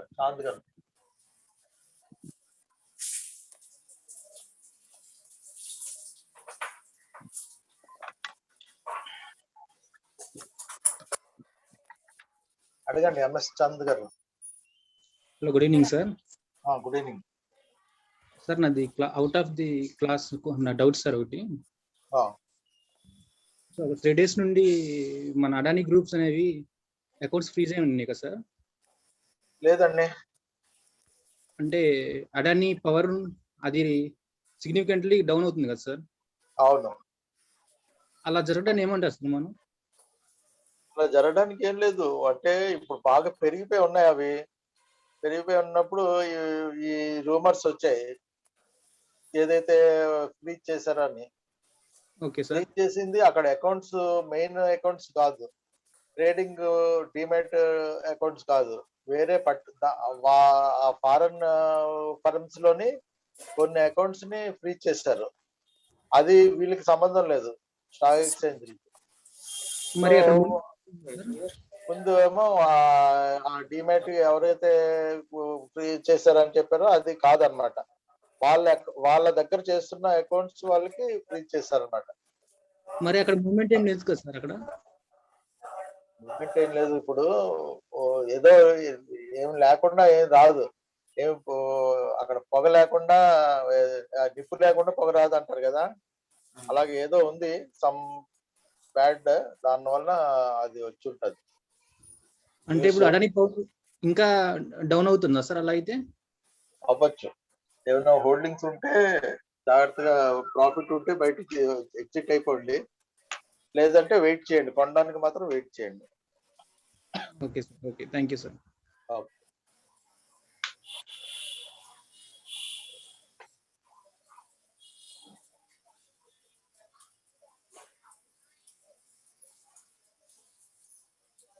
ఇంకెవరున్నారండి?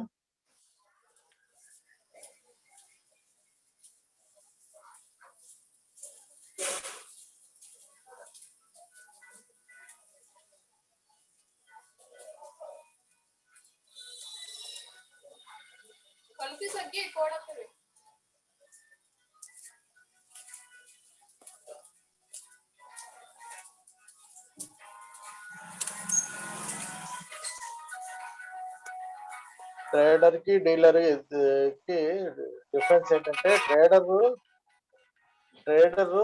డే ట్రేడర్ అన్నమాట.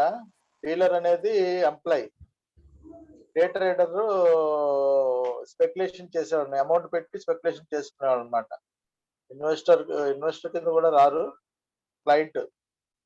క్లయింట్ ఎప్పుడు ట్రేడర్ అన్నమాట. Dealer employee.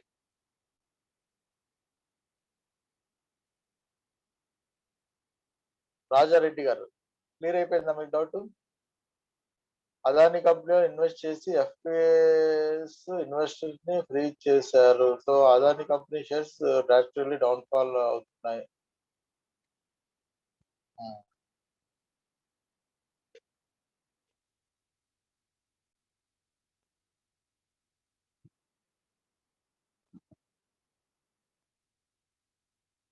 ఇంకా చూడండి, ఇంకా డౌట్స్ ఉన్న వాళ్ళు అడగండి.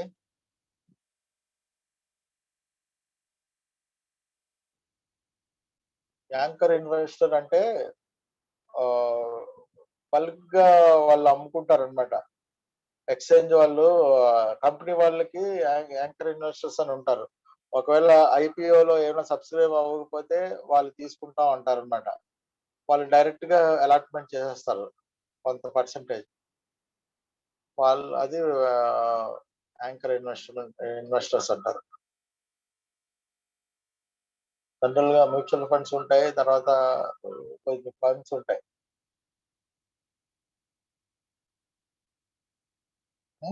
If I join as dealer starting salary ఎలా ఉంటుంది సార్? మీకు ట్రైనీ డీలర్ కింద 7,000 8,000 స్టార్ట్ అవుతుంది. డీలర్ కింద డైరెక్ట్ డీలర్ అయితే 10,000 నుంచి స్టార్ట్ అవ్వచ్చు. 10,000 నుంచి 20,000 వరకు. సీనియర్ అయితే 15,000 వరకు వస్తుంది సీనియర్ డీలర్. ఆ తర్వాత బ్రాంచ్ మేనేజర్ అయితే 20,000 నుంచి 30,000 వరకు ఉంటుంది.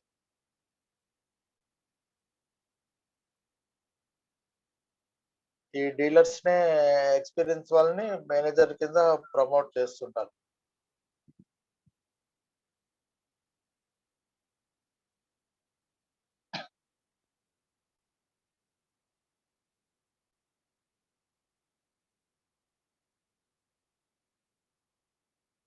మీరు కొన్న దీన్ని బట్టి ఉంటుంది. అదాన్ని మీరు ప్రాఫిట్ లో ఉంటే ఎగ్జిట్ అయిపోండి, లాస్ లో ఉంటే హోల్డ్ చేయగలను అనుకుంటే హోల్డ్ చేయండి. ఆ న్యూస్ క్లియర్ అయ్యే వరకు. ప్రాఫిట్ లో ఉన్న వాళ్ళందరూ ఎగ్జిట్ అయిపోవచ్చు, కొంత లాస్ లో ఉన్న వాళ్ళు కూడా ఎగ్జిట్ అయిపోవచ్చు.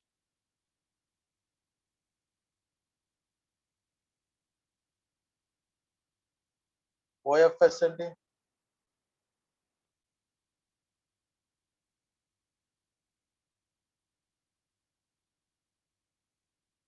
ఓఎఫ్ఎస్ లో షేర్స్ ఎలా తీసుకోవాలి? OFS offer for sale.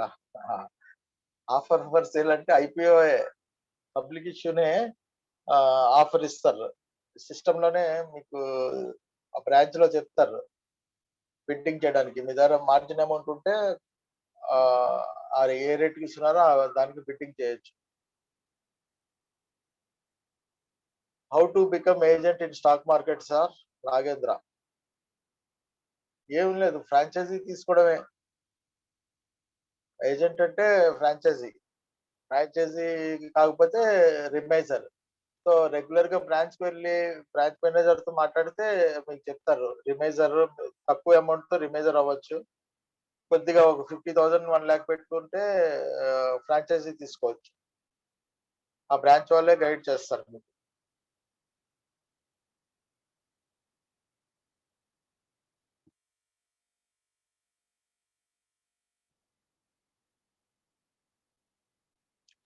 Slides 1 by 1 ఇస్తాను, స్క్రీన్ షాట్ తీసుకునే వాళ్ళు తీసుకోండి.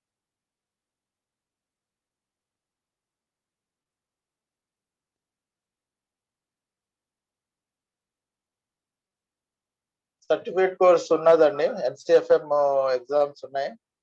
అవి ఆన్లైన్ లో మీరు రాసుకొని కంప్లీట్ చేసుకోవాలి. అది ఆన్లైన్ లో రిజిస్టర్ చేసుకొని స్లాట్ బుక్ చేసుకొని ఎగ్జామ్ రాయాలి.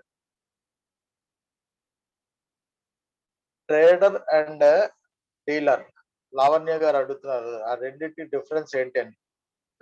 ట్రేడర్ అనే వాళ్ళు ఇన్వెస్టర్స్ ఏనండి, క్లయింట్స్ అన్నమాట. లాంగ్ టర్మ్ ఇన్వెస్ట్మెంట్ కాకుండా స్పెక్యులేషన్ చేసే వాళ్ళని ట్రేడర్ అంటారు. ఏ రోజుకి ఆ రోజు డే ట్రేడర్ అంటారు, స్పెక్యులేటర్ అంటారు.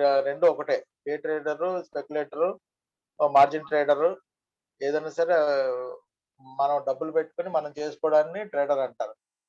అలా కాకుండా ఎంప్లాయీని డీలర్ అంటారు. ఎంప్లాయీ అంటే సిస్టమ్ దగ్గర డీల్ చేసే అతన్ని డీలర్. ఎన్ఎస్సి ఎగ్జామ్ ఫీజు ఏమైనా ఉంటుందా సార్ అంటే ఫీజు ఉంటుందండి. ఎన్ఎస్సి కట్టాలి. అది 1,700 నుంచి 2,000 వరకు ఉన్నాయి ఎగ్జామ్స్. 4-5 ఎగ్జామ్స్ ఉన్నాయి. దాంట్లో ఒక ఎగ్జామ్ అయినా క్వాలిఫై అయితే మీకు వెంటనే తీసుకోవడానికి ఛాన్సెస్ ఉంటాయి, జాబ్ లో తీసుకోవడానికి.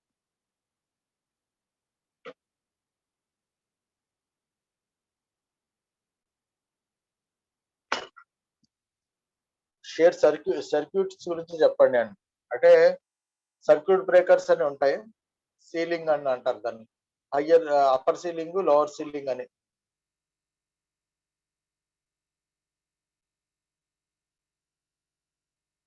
Broker and dealer. డీలర్ అనే అతను ఎంప్లాయ్ అండి. Dealer employee. బ్రోకర్ అనేది స్టాక్ బ్రోకర్, సబ్ బ్రోకర్ ఇద్దరు ఉంటారు. స్టాక్ బ్రోకర్ అంటే corporator manager, main stock exchange లో మెంబర్షిప్ తీసుకున్న అతన్ని స్టాక్ బ్రోకర్ అంటారు, డైరెక్ట్ మెంబర్. డీలర్ అనేది మనకి ఎంప్లాయ్ అన్నమాట. Hello sir. అరవింద్ చెప్పండి. సార్ ఇప్పుడు సెబీలోని మనకి జాబ్స్ ఏమైనా రావాలంటే ఎలా సార్? అంటే సెబీ దగ్గర రావాలంటేనా? అవును సార్. దానికి ఏంటంటే సెబీ వెబ్సైట్ లో పెట్టుకుంటది, రిక్వైర్మెంట్ అవసరమైనప్పుడు వెబ్సైట్ లో చూసి మనం అప్లై చేయడమే. ఎంప్లాయ్మెంట్ న్యూసెస్ లో కూడా వేస్తుంటారు, న్యూస్ పేపర్స్ లోనే వేస్తారు, దానికి అప్లై చేయాలి. దానికి అన్ని మనం ఈ ఎగ్జామ్స్ రాసి రెడీగా ఉంటే వాళ్ళు తీసుకుంటారు.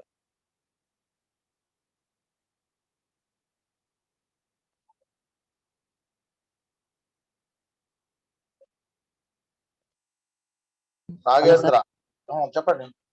ఇప్పుడు కంపెనీలో స్టాక్స్ ఇన్వెస్ట్ చేస్తుంది సార్, స్టాక్ షేర్స్ అనేవి ట్రాన్స్ఫర్ చేస్తుంది సార్ వేరే ఒక కంపెనీ నుండి వేరే కంపెనీకి. అవును, ఎక్స్చేంజ్ చేస్తుంది సార్. అది ఎలా సార్? అంటే ప్రాసెస్ అప్పుడు ఎక్స్చేంజ్ చేసేటప్పుడు ఏమైనా ట్యాక్స్లు గట్ట ఎలా అంటే ఎలా తెలుస్తుంది సార్ మనకి? ఎక్స్చేంజ్ చేయడం ఏంటి అంటే మీరు కొన్న షేర్లు వేరే మీ ఫ్రెండ్స్ ఎవరైనా ఇవ్వడమా?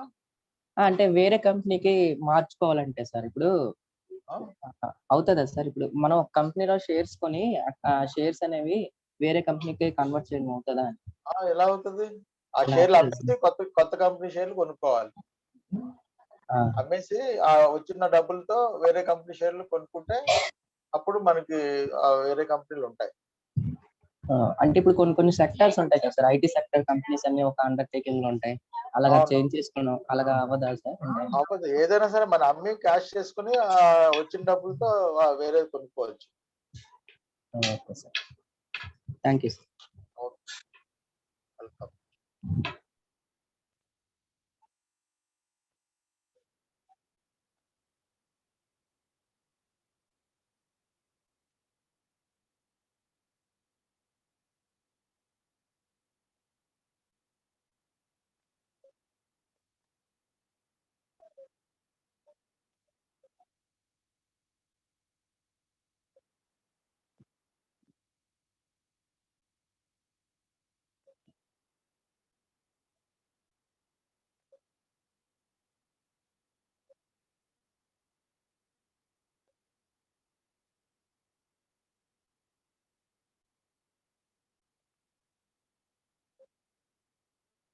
అనాలిసిస్ గురించి అంటే అనాలిసిస్ చేయడానికి రీసెర్చ్ చేయాలండి.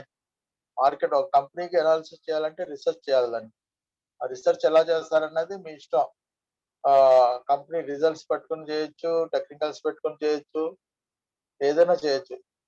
అనలిస్ట్ ఇదన్నమాట, అనలిస్టులు అందరూ అది చేస్తారు.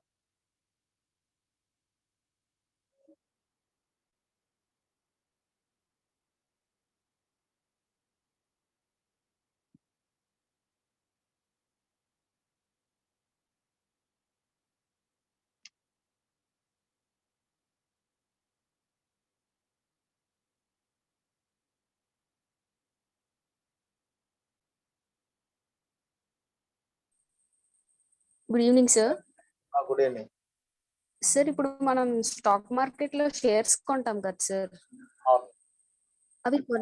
అవి డిఫరెంట్ టైప్స్ ఉంటాయి కదా sir, equity share, preference share అలా అని. మనం కొన్నప్పుడు అది ప్రిఫరెన్స్ షేరా, ఈక్విటీ షేరా అని, లేదా బాండ్స్ లో కానీ డిబెంచర్స్ లో కానీ మనకి డిఫైన్ చేస్తారా సార్? డిఫెండ్ తెలుస్తుంది మనకి. రెగ్యులర్ లాట్ లో ఉన్నవన్నీ కొనుక్కోవచ్చు అనమాట. ఆర్ఎల్ అని ఉంటది. మనం ఆర్డర్ పెట్టేటప్పుడే మనకి తెలిసిపోతుంది. అది చూసుకొని మనం మనకి ఆ ఈక్విటీ షేర్స్ మనకి లిమిట్ వస్తుంది, మిగతావి రావు. Okay sir, okay sir, thank you sir.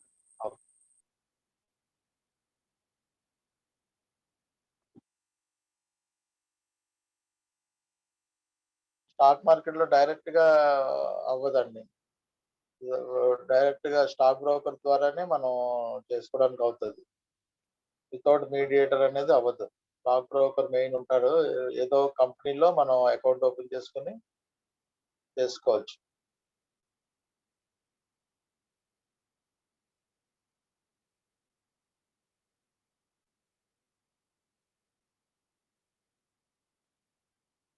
Exam కి టైం లిమిట్ ఉంటదండి. 2 అవర్స్, 2.5 అవర్స్ అలా ఉంటది.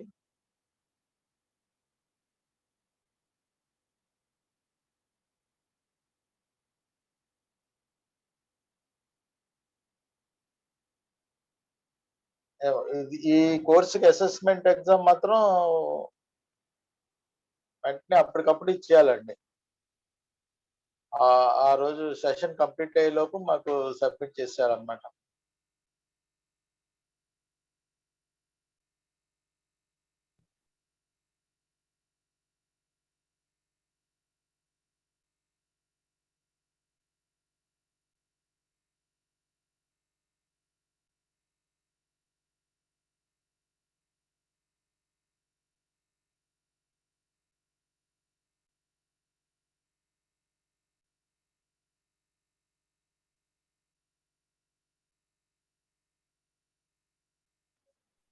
గుడ్ ఈవినింగ్ సార్, కలిముల్లా గారు.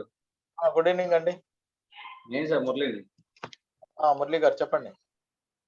అదే మండే ఎగ్జామ్ అనుకుంటున్నా సార్. మండే ఎగ్జామ్ అదే అసెస్మెంట్, మన అసెస్మెంట్ కండక్ట్ చేయడం కోసం మండే పెడుతున్నారా? మండే అదే మీకు రత్న గారు మాట్లాడతారులేండి మళ్ళీ. అలాగే మామూలుగా ఆన్లైన్ ఎగ్జామే పెడుతున్నాం సార్. మనం ఇప్పుడు వాళ్ళకి ఎట్నెస్ ఫీడ్బ్యాక్ ఎలాగిస్తున్నారో అలాగే మేము క్వశ్చన్స్ డిజైన్ చేసి పెట్టేస్తాం. అంటే క్వశ్చన్స్ మీరు ఇస్తే మేము వాళ్ళకి గూగుల్ ఫామ్ లోనే డిజైన్ చేసి టైం లిమిట్, టైం బౌండ్ ఉంటుంది. క్వశ్చన్స్ బట్టి ఎంత టైం అయితే అంత టైం లిమిట్ పెట్టేసి ఆ టైం తర్వాత ఇంకా షీట్ సబ్మిట్ అవ్వదు ఇంకా. ఓకే, అలా అయితే పర్లేదు. అంతే, టైం పెట్టేసుకుని అది తీసేసుకుంటే మీరు అసెస్మెంట్ చేశారు. అంటే మీరు చెప్పారు, రత్న గారు మాట్లాడలేండి ఇందాక చెప్పామండి. మీరు క్వశ్చన్స్ ఏవి ఇచ్చేస్తాం మాకు కొంచెం సాఫ్ట్ కాపీలో. మండేకి పెడదామండి అయితే. Monday exam sir. ఆల్రెడీ ఇప్పుడు అటెండెన్స్ లింక్ లో పెట్టాము, క్వశ్చన్ అడిగాము. అయితే మాక్సిమం అందరూ ఎగ్జామ్ రాస్తామని చెప్పని పెట్టారు, కానీ ఎవరు ముగ్గురు పెట్టారు రాయమని. వాళ్ళు రాస్తే బెనిఫిట్. విన్నదానికి ఏంటన్నది వాళ్ళకి ఐడియా వస్తుంది, కరెక్ట్ గా విన్నావా లేదా అన్నది. అదే అదే. సో దీనికి ఎగ్జామ్ కూడా భయపడిన అవసరం లేదండి, చాలా ఈజీ. ఇప్పుడు మీరు ఏదైతే ఈ 15 days నేర్చుకున్నారో దానికి సంబంధించే ఉంటది. అవుట్ ఆఫ్ సిలబస్ ఏం ఉండదు. సో ఈజీగా జస్ట్ మీకు ఎవరైతే ఫాలో అయ్యారో వాళ్ళందరికీ తెలుస్తుంది ఆన్సర్లు. మొబైల్ లో రాయడానికి అవుతుందండి చందన గారు. సేమ్ రోజు మీరు ఫీడ్బ్యాక్ ఫామ్, అటెండెన్స్ ఫామ్ ఎలా పెడుతున్నారో అలాగే ఎగ్జామ్ క్వశ్చన్స్ అన్ని వస్తాయి. ఎన్ని క్వశ్చన్స్ అయితే అన్ని 20 50 ఎన్ని క్వశ్చన్స్ అయితే అన్ని క్వశ్చన్స్ అలా వస్తాయి. మీరు ఒకదానికి ఆన్సర్ పెట్టేసిన తర్వాత ఇంకా లాక్ అయిపోతూ ఉంటుంది, ఫ్రీజ్ అయిపోతూ ఉంటుంది, ఒక సెక్షన్ అయిపోతుంది. ఇది మన అసెస్మెంట్ కాబట్టి నెగిటివ్ మార్క్స్ ఏమి ఉండవండి. కాంపిటేటివ్ ఎగ్జామ్ ఏం కాదు కదా, నెగిటివ్ మార్క్స్ ఏమి ఉండవు. మామూలు మీరు ఎంతవరకు నేర్చుకున్నారో వెరిఫికేషన్ అసెస్మెంట్ అంతా.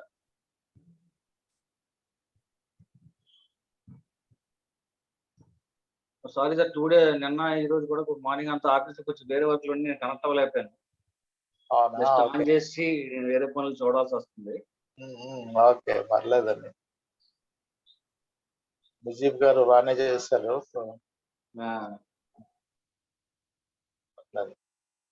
మనోహర్ గారు మాట్లాడండి, అన్మ్యూట్ చేసుకోండి.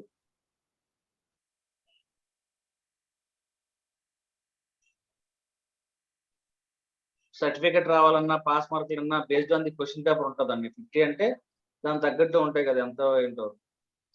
నెగిటివ్ మార్క్స్ ఏమి ఉండవు చాముండేశ్వరి గారు. మనోహర్ గారు అన్మ్యూట్ చేసుకొని మాట్లాడండి. First of all me daily me attendance ఇది చూసిన తర్వాత మీకు ఎగ్జామ్ అసెస్మెంట్ అసలు ఎలిజిబిలిటీ లేదో చూస్తారు ఫస్ట్. యాక్చువల్గా మా రూల్స్ ప్రకారం ఏంటంటే 15 days లో 8 days ఉండాలి మినిమం అటెండెన్స్. లేదంటే మొత్తం ఎక్కువ 3 months కోర్స్ అయితే 70% అటెండెన్స్ ఉండాలి. ఎగ్జామ్ హలో ఇంగ్లీష్ లో సార్, గుడ్ ఈవినింగ్. ఎగ్జామ్ రాయడానికి సార్, ఎగ్జామ్ రాయడానికి 3 months కోర్స్ అయితే 70% అటెండెన్స్ ఉండాలి. మామూలుగా అయితే 15 days లో అయితే 8 days అంటే చూస్తారు. ఏదైనా 70% అటెండెన్స్ వాళ్ళకి అడగండి. గోరంట్ల గారు. సార్ ఈరోజు ఒకటి వాట్సాప్ గ్రూప్ ఇన్విటేషన్ లింక్ వచ్చింది సార్.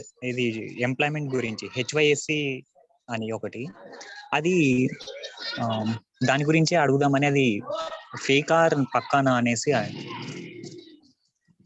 మీకు ఆథెంటికేషన్ లేకుండా వచ్చింది అంటే ఫేక్ గానే ఉంటాయండి. ఆథెంటికేషన్ ఉండి మీకు తెలిసిన వాళ్ళ దగ్గర వస్తే వాళ్ళని అడిగి అది మీరు రెక్టిఫై చేసుకోవాలి. అలా అంటే సార్ అక్కడ APSDC అని వాళ్ళు అక్కడ గ్రూప్ డిస్క్రిప్షన్ పెట్టినారు సార్. దాంతో APSDC అని మెన్షన్ చేస్తున్నారు. మా తరపు నుంచి ఏమీ రాదండి. వాట్సాప్ గ్రూప్ ఇలాగ ఇన్వెస్ట్మెంట్ల కోసం ఏమి రావు. ఏమన్నారు? ఏ గ్రూప్ అన్నారు? అది దేనికోసం వచ్చింది? అది మీరు ఈ దాంట్లో ఏముందంటే సార్, గ్రూప్ డిస్క్రిప్షన్ లో మీరు ట్రైనింగ్స్ తీసుకొని ఉన్న వాళ్ళకు మేము ఈ గ్రూప్ క్రియేట్ చేసామని ఉంది సార్.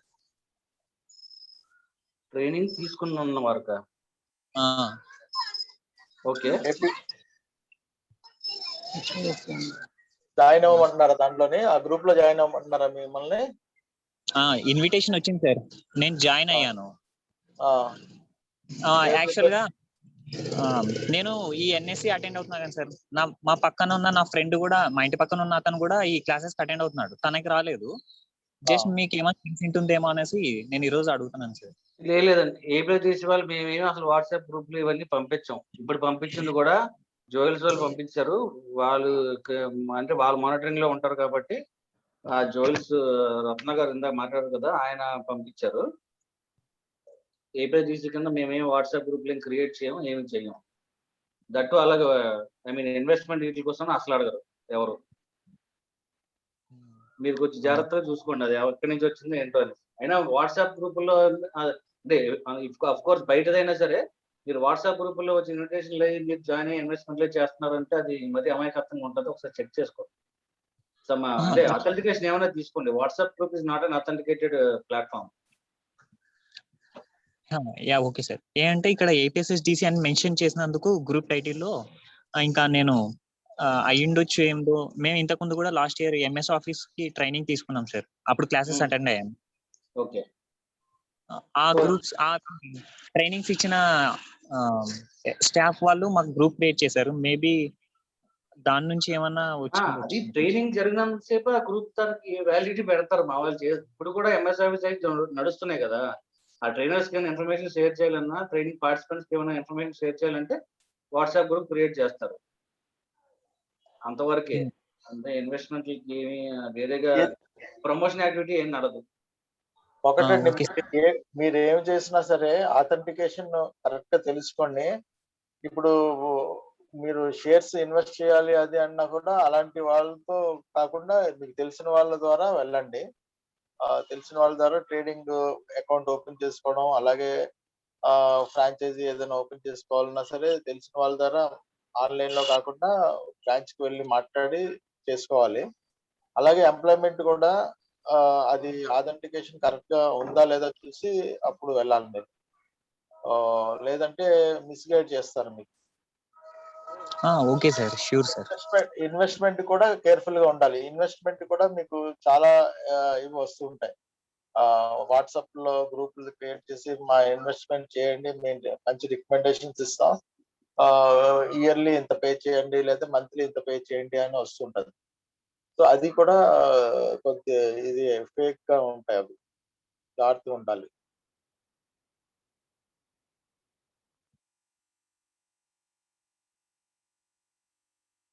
గోరంట్ల ఆశ.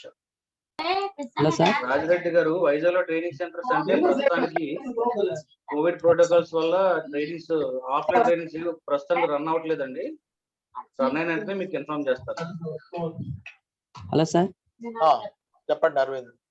సార్, అంటే ఇప్పుడు న్యూ కోర్సెస్ మళ్ళీ ఏమైనా రిజిస్ట్రేషన్ లింక్స్ గట్టా మరి మీరు మీకు మేము ఫాలో అవ్వాలంటే ఎలా సార్? అంటే మీరు ఏమైనా లింక్స్ కానీ ప్రొవైడ్ చేస్తారు సార్ సోషల్ ప్లాట్ఫామ్ అంటే ఇంకేమైనా అంటే ఇప్పుడు స్టాక్ మార్కెట్స్ ఇప్పుడు అయిపోతుంది కదా సార్. ఈ క్లాస్ కోర్స్ మీరు ఎలా చేస్తున్నారో అది కూడా అలాగే వస్తాయండి ఏమైనా ఉంటే.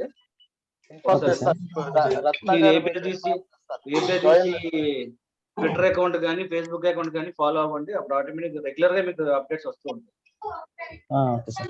సార్ మురళీ సార్ మీకు అప్డేట్ చేస్తారు మీకు. Okay sir. Sir Murali sir మీకు ఆ రోజు మెసేజ్ చేశాను కదా సార్, అంటే 2 days attendance.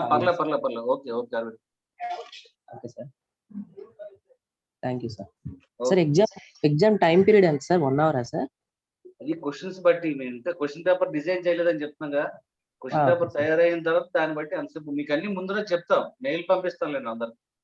Okay sir. Okay sir. Thank you sir.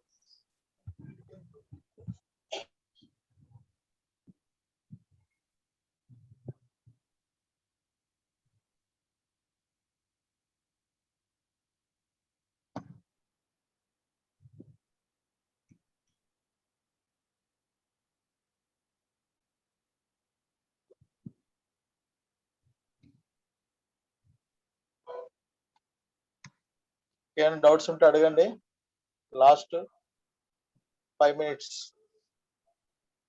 Shivasai గారు, exam will be only in English language. English language లోనే అవుతుందండి. శివప్రసాద్ గారు, ఎక్స్ప్లెయిన్ బ్రోకరేజ్ చార్జెస్ ఎప్పుడు మీరు ఎక్కడైతే అకౌంట్ ఓపెన్ చేశారో అక్కడ కూర్చొని మీరు క్లారిఫై చేసుకోవాలి, ఎక్కడ ఎక్కువ ఇస్తున్నారు ఎక్కడ తక్కువ అవుతుంది అన్నది. సో ఆ డీలర్ మీకు ఎక్స్ప్లెయిన్ చేస్తారనమాట, మీకు ఎంత చార్జెస్ పడుతున్నాయి అన్నది. ఆ డీలర్ చెప్పలేకపోతే బ్రాంచ్ మేనేజర్ని అడగాలి. సో ఒక్కొక్క కంపెనీకి ఒక్కొక్క చార్జెస్ ఉంటాయి కాబట్టి మీరు మీ దేంట్లో జాయిన్ అవుతున్నారో దానికి అడిగితే వాళ్ళు చెప్తారు మీకు.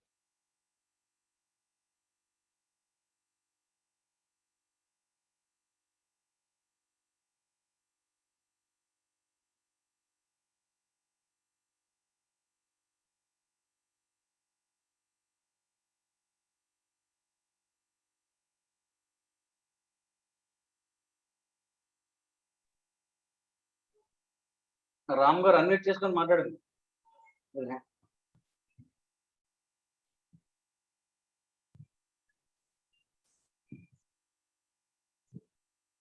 చెప్పండి.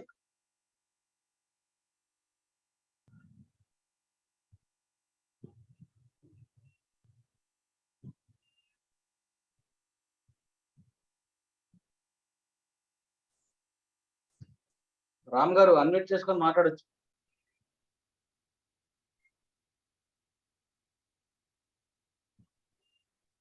హ్యాండ్ ఎత్తలేదు కదా ఆయన. గుడ్ నైట్ అంటున్నారు. ఆయన సైడ్ మెసేజ్ పెట్టాడు sir, I want to say you one thing అని చెప్పేసి. అవునా? గుడ్ నైట్ స్వీట్ డ్రీమ్స్ అంట. సురేష్ గారు 21st లాస్ట్ ఎగ్జామ్ రాసిన తర్వాత మీకు రిజల్ట్ ఇచ్చేస్తారు, మీకు మెయిల్ చేస్తారు, లేదంటే వాట్సాప్ మన దీంట్లో పెడతారు, మీరు చూసుకోవచ్చు. అంతే, correct. 21st Monday. 21st last class Monday. Okay అండి, అయితే రైట్ సార్, క్లోజ్ చేద్దాం అయితే. Okay sir. Okay, thank you. Good night boss. Right sir, good night sir. Good night everyone.